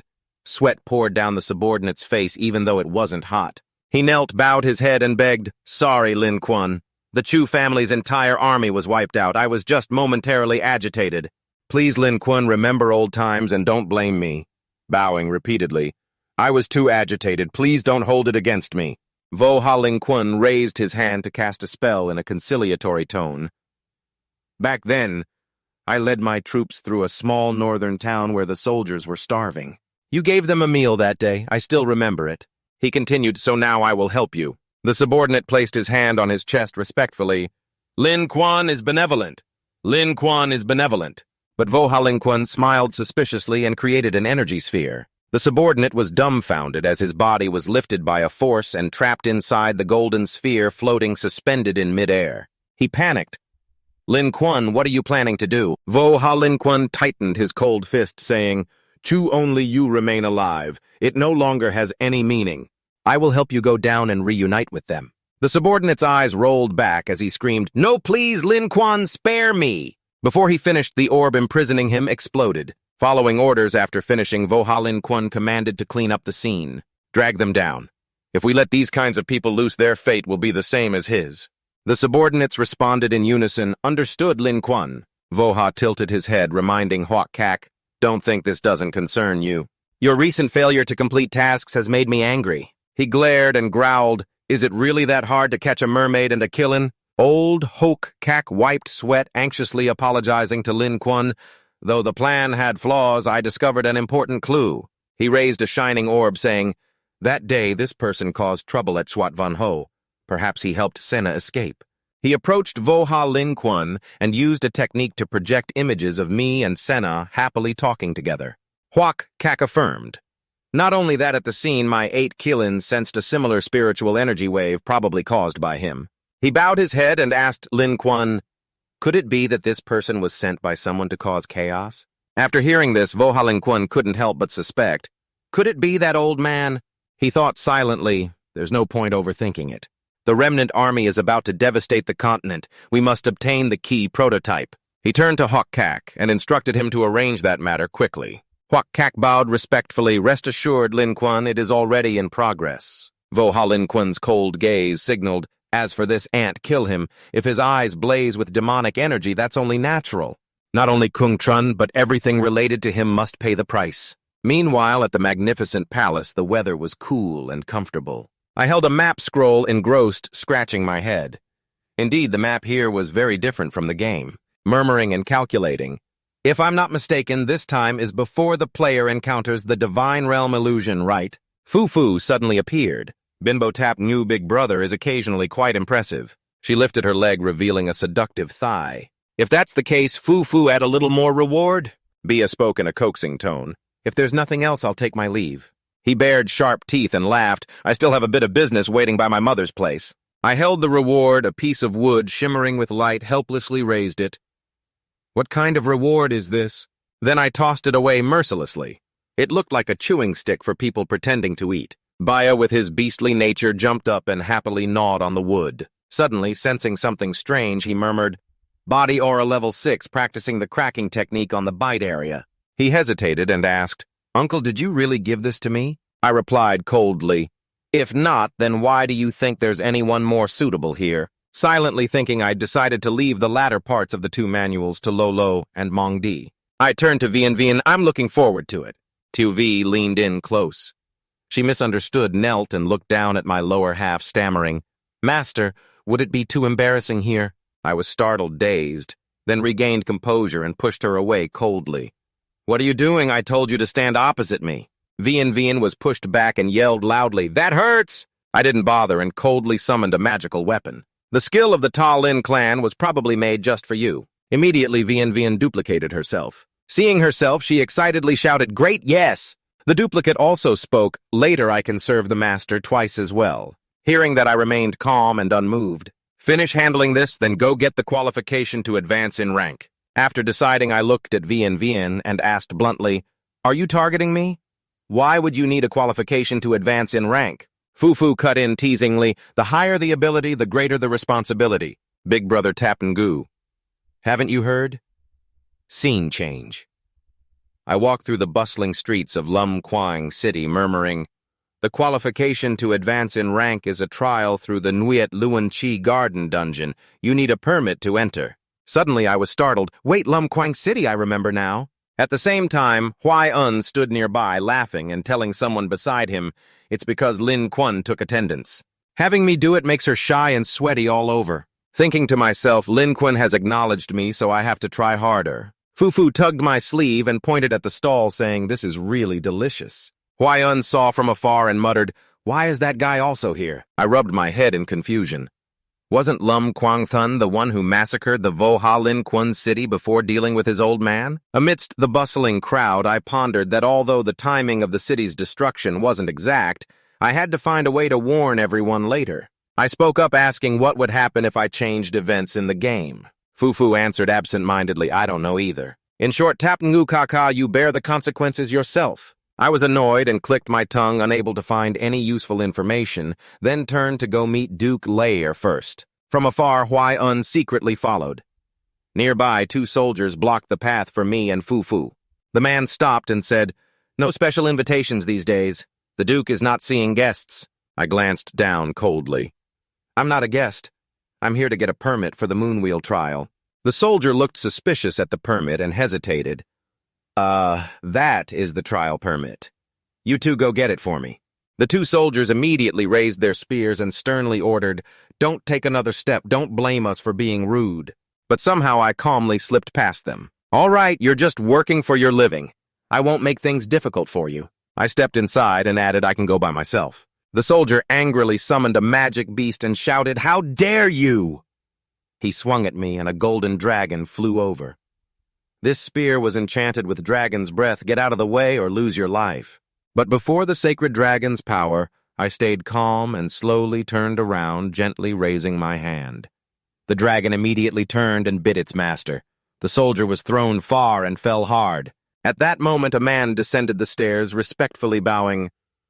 "I am the chief steward of the Duke's mansion. Sir, please state your name and title." In his heart, he worried that the strike that knocked down the guard used dragon breath magic with power at least at the 4th or even 5th rank. I coldly introduced myself. "My name is Kung Trun No Title. I'm here only to get the trial permit from the Duke." The steward replied, "Sir, I'm afraid you've come at the wrong time. Today the mansion is troubled with some issues. The Duke is too busy to deal with anything else. Please come back next time." I frowned irritably, troubled to what extent. "Take me to see." The steward was flustered but nodded. "All right then." Scene shifted inside the mansion where many people gathered. I looked up at the man on the high steps, Duke Lair. He said, "Today you have come because of me. Whether or not you cure my daughter, everyone will receive a generous gift. If anyone cures her, you may make any request." He looked down gravely and proposed this. "I, Lair, am willing to give everything, even my life." After a while, LR led everyone inside. My daughter was in a room, the crowd behind whispering and buzzing. A sorceress whispered, "If cured, wouldn't I get both the Duke's fortune and his daughter?" When I stepped inside, I saw a girl chained tightly. Her eyes blazing red, corners of her mouth, seemingly cut and stitched, surrounded by a dark, sinister aura. The crowd witnessing this scene shouted in horror. "Duke, are you serious?" "Miss Sheet is like this," someone spoke shakily. "I know it's the plague of the undead, but I've run out of options." Duke LR helplessly begged, "Please everyone do your best to help my daughter." But seeing the horrifying scene, everyone panicked and fled, shouting, "Are you kidding? It'll infect us. Don't. I don't want to become a demon like that." Sonia confidently stepped forward. I, Duke Lair, volunteered to try once. She approached and raised her hand to cast a spell. "I will use the holy light purification to relieve Miss Jeet's suffering." The Duke's eyes lit with hope and gratitude. "If a nun volunteers to help, that's wonderful." Sonia tried her best, but the holy light did not respond. She gritted her teeth and tried again while Miss Jeet screamed in pain. After a while, Sonia gasped in despair. "The holy light won't respond no matter what." Just then I stepped in, seeing the scene before me, and muttered, "I remember now." Vo Ha destroyed the city because someone inside was infected with the plague of the undead, which couldn't be cured back then. I silently recalled a rumor 10 out of 10, 100 out of 100, the whole city turned into zombies. Vo Ha wanted to save them. But no matter what he tried, it was useless. His spirit shattered, leading to the city's destruction and even killing his own father. I muttered that it sounded pitiful, but he was really just a madman under too much pressure. Sonia helplessly turned to the Duke, apologizing. "Your Grace, the only thing I can do is let your daughter fall into a sleep far from suffering." Elaire angrily growled, "You want to end her, I won't allow it. She's still human, still my daughter." Sonia replied sorrowfully, "But if we don't deal with it, the Duke's entire family and even this city will be in great danger." In that life-or-death moment, I spoke up. "So much effort wasted, just use the haunting technique, that's enough." Duke Elaire was startled and shouted, "Who are you?" Sonia looked puzzled at my words and muttered, "Haunting what?" I stepped closer, nearly like a lady observing her condition, not blaming them. Players entering the illusion realm happened after the Dark Legion invasion, facing 15 magics. By then it had advanced greatly. I silently analyzed using Fire Shadow as an example. Players had learned immortal techniques while the locals were still biting each other, researching fusion with dogs. How could they compare? I raised my hand, a cold, black aura spreading out, so just watching is enough. I punched hard, breaking the chains. The young lady was thrown high. Her face, pale mouth, spewing poisonous blood. Then she slowly woke up, opening her eyes and wondering what had happened to father and son. Elaire was astonished to see his daughter awake, shouting, my daughter, you finally came back." After the punch, I calmly thought to myself, in this era there are indeed some great magicians. Sonia of the Holy Light seems to be the creator of many spells against the Dark Legion. Sonia timidly stepped forward, calling Sir, hesitating. "May I ask what skill you used? I want to learn. Can you teach me?" I coldly replied, "You no chance. This is haunting technique. To learn it, you must abandon the Holy Light." "You've trained since childhood," Sonia thought, then firmly said, "If it's to save people, I volunteer." I turned and gave a slight smile, "Right. But you probably don't want to," then I made a displeased face. "Wait, what did you say?" Sonia declared resolutely. "To save more people and fight the plague, I volunteer to learn the haunting technique you mentioned." I silently marveled. The legendary sage, known across the continent for decades, is now following me to learn haunting technique. Outside the Duke Lars mansion, he respectfully handed me a pass. Grandmaster Kung's permit to enter the secret realm is inside, plus the Duke's office token in Lumquang City. Just present it, and everything will be settled. Besides this, I can meet any other requests you have. Kung Trun listened calmly, raised an eyebrow slightly, and replied, "This is enough. And as for other requests, it seems there are none. If I think of anything later, I'll come back to find you, old man." Moved tears ran down his wrinkled cheek as he bowed respectfully, voice trembling. "Grandmaster Kung, the Duke's office will forever owe you a debt of gratitude." On the way back, Kung Trun and Fu Fu unexpectedly met Sonia, the young woman's eyes sparkling with determination as she hurried forward, voice full of longing. "Grandmaster Kung, why did you agree to teach me haunting technique?"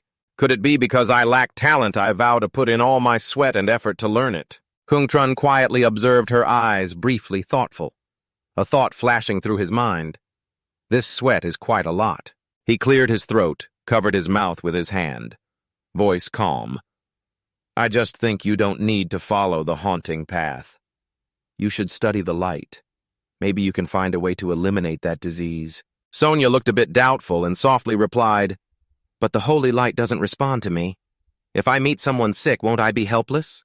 Kung Trun turned back, voice lowered as if pondering, "Could it be because your faith isn't strong enough?" Sonia repeated, "Faith." Then, as if awakened by a beam of light, she grasped Kung Trun's hand tightly, voice full of emotion.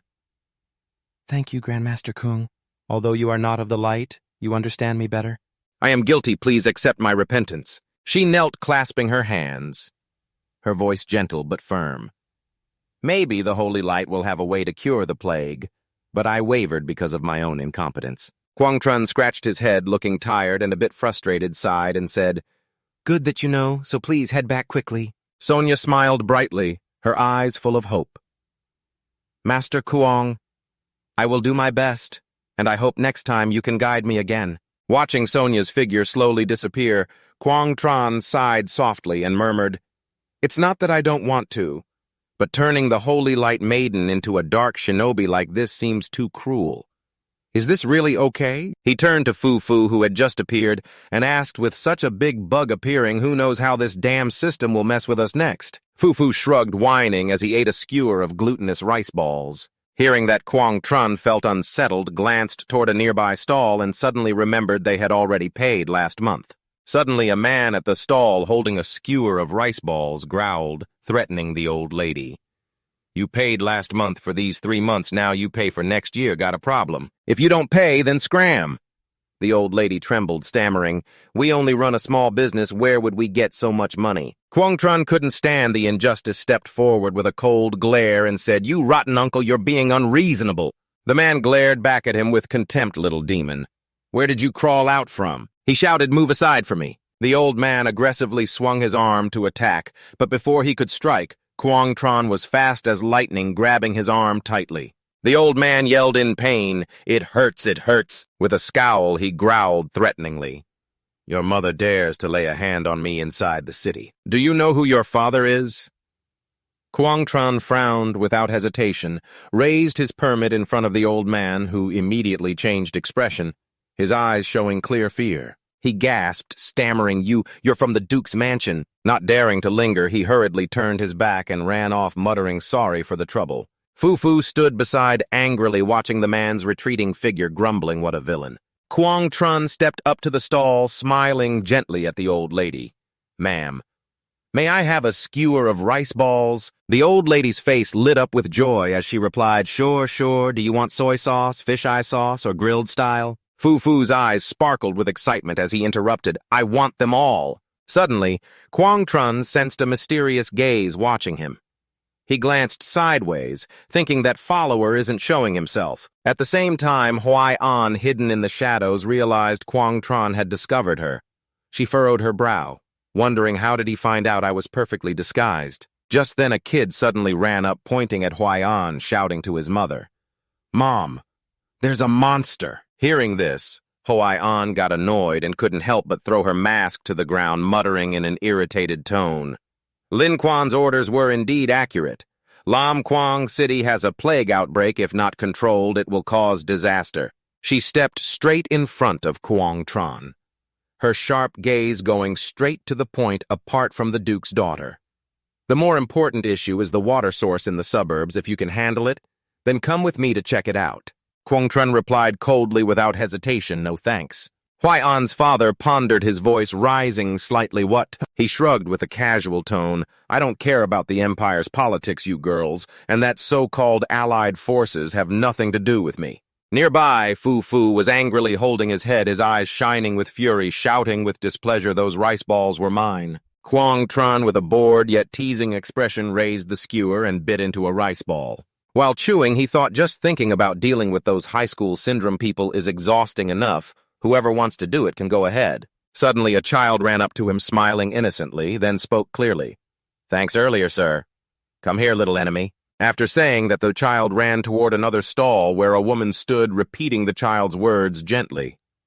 Thanks earlier, sir. Come here, little enemy. Come here, little. Drawing Quang Trun's gaze toward them, vague memories inside him gradually became clearer, like a painting redrawn in his mind. He squinted and turned to Huai-an, asking in a low voice, Where is the polluted water coming from? She answered with a sharp look, I believe it's from the jungle area near the town, close to a small mining site. Quang Trun and Huai-an stood before a polluted aura of death rising like a thick black mist. Quang Trun focused his hands, sweeping through the air, trying to neutralize the toxic energy. Huai-an stood beside him, worried, asking, Can you handle this?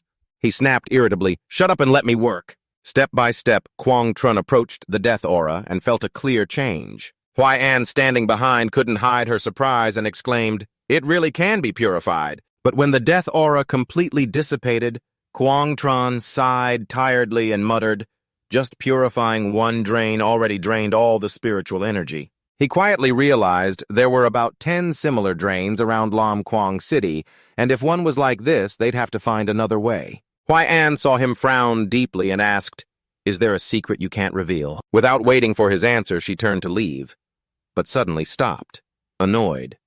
What are you doing? Quang Trun shrugged with a careless look and explained, Drains need to drain water, and so do I. Otherwise, do you want me to hold it until I die? If you damage the environment, obviously the tools have to be confiscated. Suddenly, from a large tree ahead, a formation flared, and a masked man holding a long sword appeared, roaring. Got you now! Quang Trun startled, yelling inside, spiritual energies depleted, can't use shield move, damn. How do I handle this distance? The masked man's sword swung fast like the wind, but at that moment, Quang Trun vanished. The enemy was stunned, only seeing him collapse face down on the ground. Facing Huai-an, who was gathering spiritual power, a brilliant golden orb hovered in her hand. Quang Trun lay motionless under the maximum pressure of mental force, shouting, "Hey, can you let me go?" Huai-an didn't even care. Gently brushed her hair, moved gracefully, and smiled coldly in a smooth tone. Assaulting someone in front of Officer An means we have to interrogate you properly, right? Anger rose inside Quang Trun as he thought she's deliberately seeking revenge, definitely on purpose.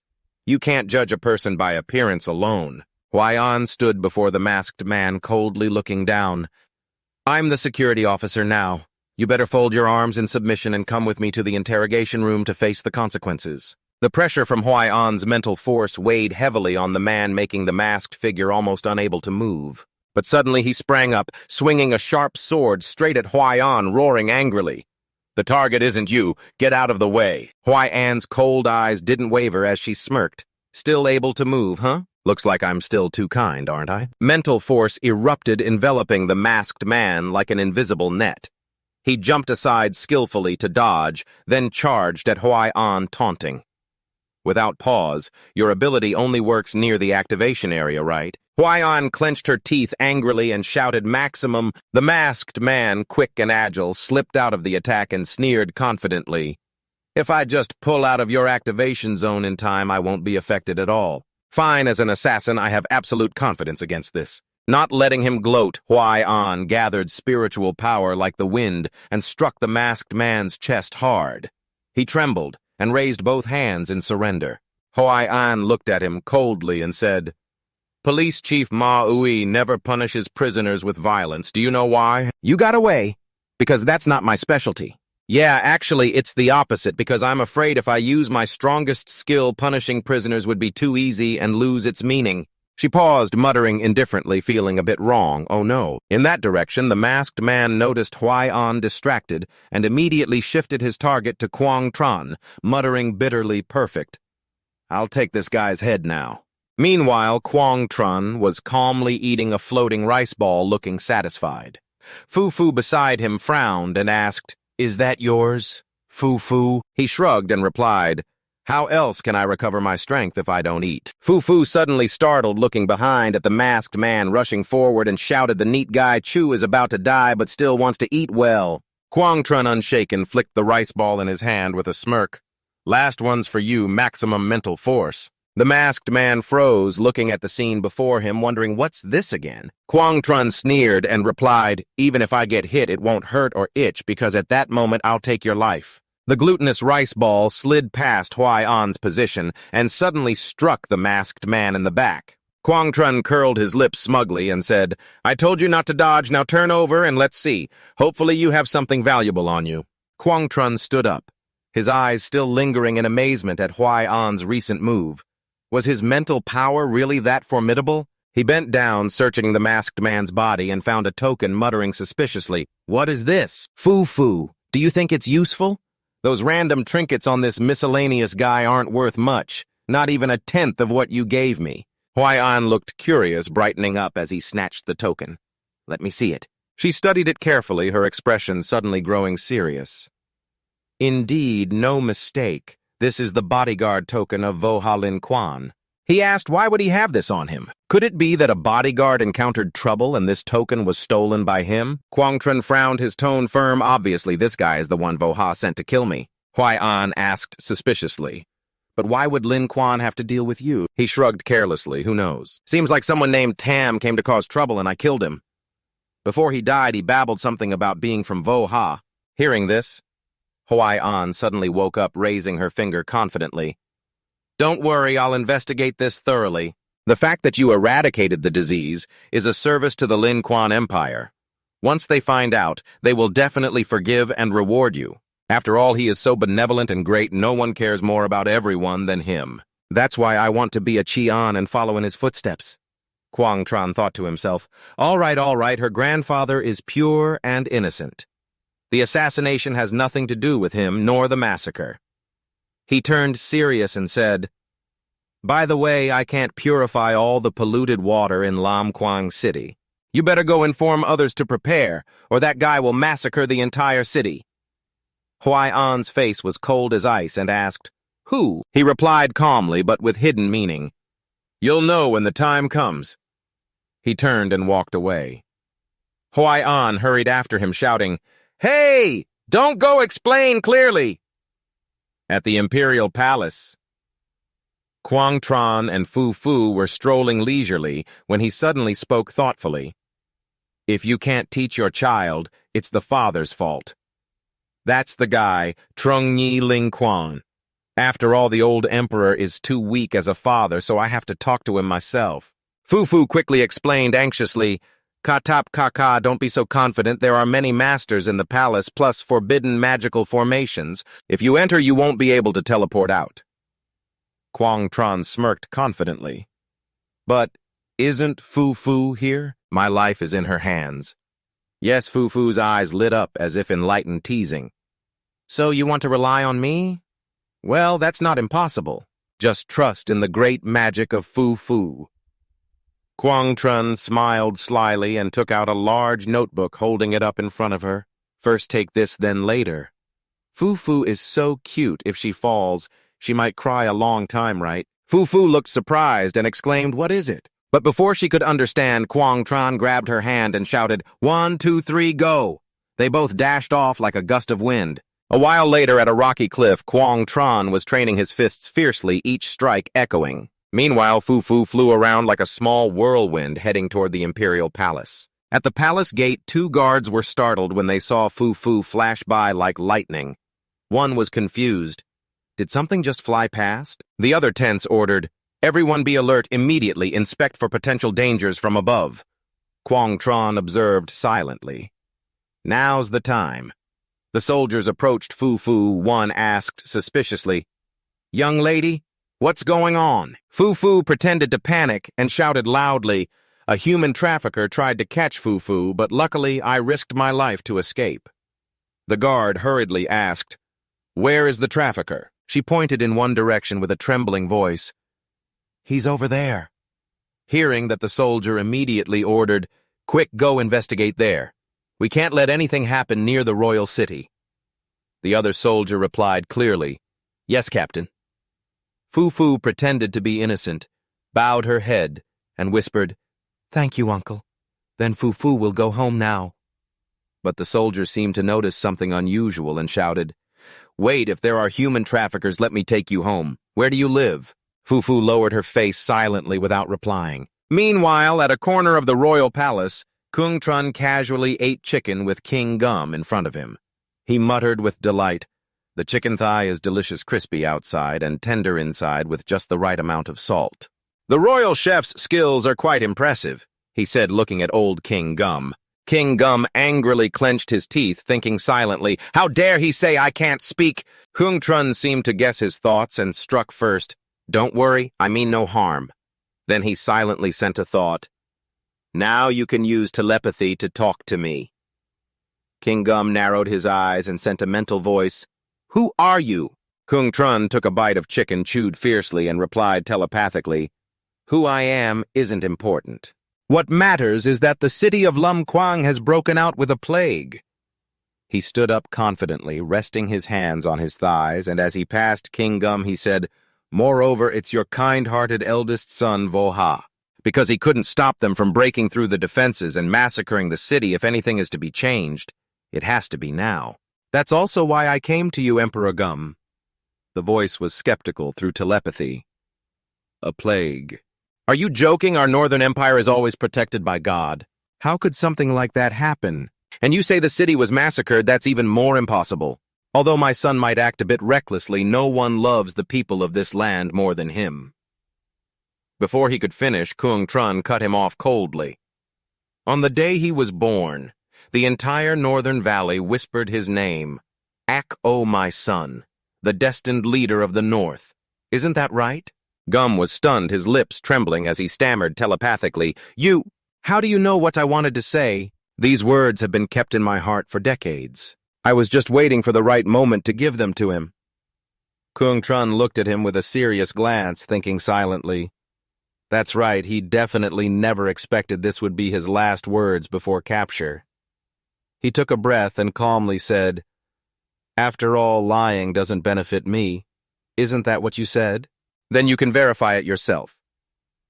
Ba Guang was furious, his eyes wide but helpless, only able to send a voice.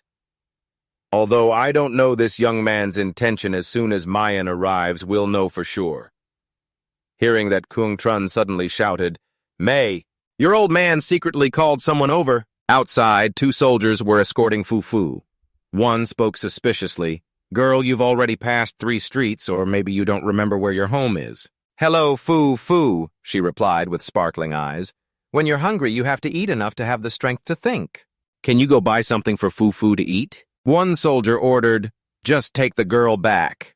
The other worriedly asked the captain, What if she's the daughter of some noble family? Have we offended someone important? The captain coldly replied, Still more suspicious than those trying to approach the royal city. Then he turned to Fu, extending his hand seriously. Girl, come with me. But suddenly, Fu struck the soldier hard and shouted, Ulaha, great punishment. She gave a mischievous glance and mumbled, Fu won't play with you anymore. See you. The soldier fell to the ground, growling angrily. There really is a problem.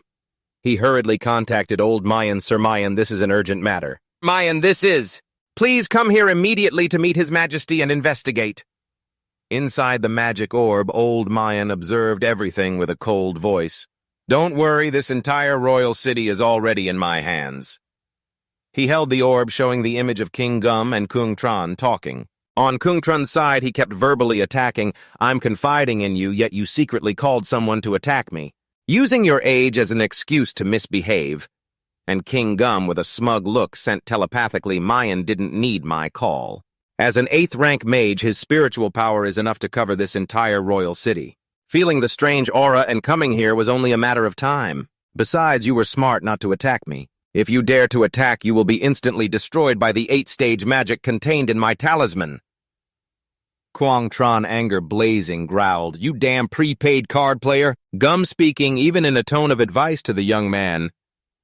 I don't know how you got in here, but as long as you're affected by Mayan's forbidden formation, all magic will be ineffective. Quang Tron's eyes flashed with killing intent, his voice full of frustration, saying, So I can't escape, right? Old Gum sneered, his voice rising. Rest assured I won't make things difficult for you, provided you clearly explain everything about yourself and even the Lam Quang city. Quang Tron couldn't hold back his emotions and blurted out, Are you joking? At that moment, Fu was nowhere to be seen, but the space around was suddenly surrounded by countless purple-black tentacles twisting like ghosts. Old Gum was startled, turning toward the source of the sound. On one side was a spatial tear, on the other a flickering teleportation gate. Old Mayan crawled out from there, planting his cane on the ground facing the king, speaking in a deep voice. Mayan, how many people in this entire continent are as strong as you? Gum's eyes brightened, repeating Mayan. How many people in this entire continent are as strong as you? I Mayan, he replied coldly. There might be about a dozen who could rival me, but even if they are stronger than me, the forbidden formation I set up in the royal city can stop that person for some time. At least they won't be able to leave comfortably. So who exactly can reach this level? The scene shifted to a precarious rocky cliff where King Gum stood, fishing eyes glancing around in all directions. He muttered in astonishment, This is truly miraculous. Clearly the intention was tragedy. But he stopped as he heard a voice echo, yet it was reversed by someone else. Your life is the most wonderful one I've ever seen. Gum was stunned, wondering what voice is that. If someone asks you something strange, don't rush to refuse. Try to believe that it is the will of God. He muttered shakily, Is the turtle talking? Is old age messing with my hearing? My mind seems off. Could it really be a messenger of God?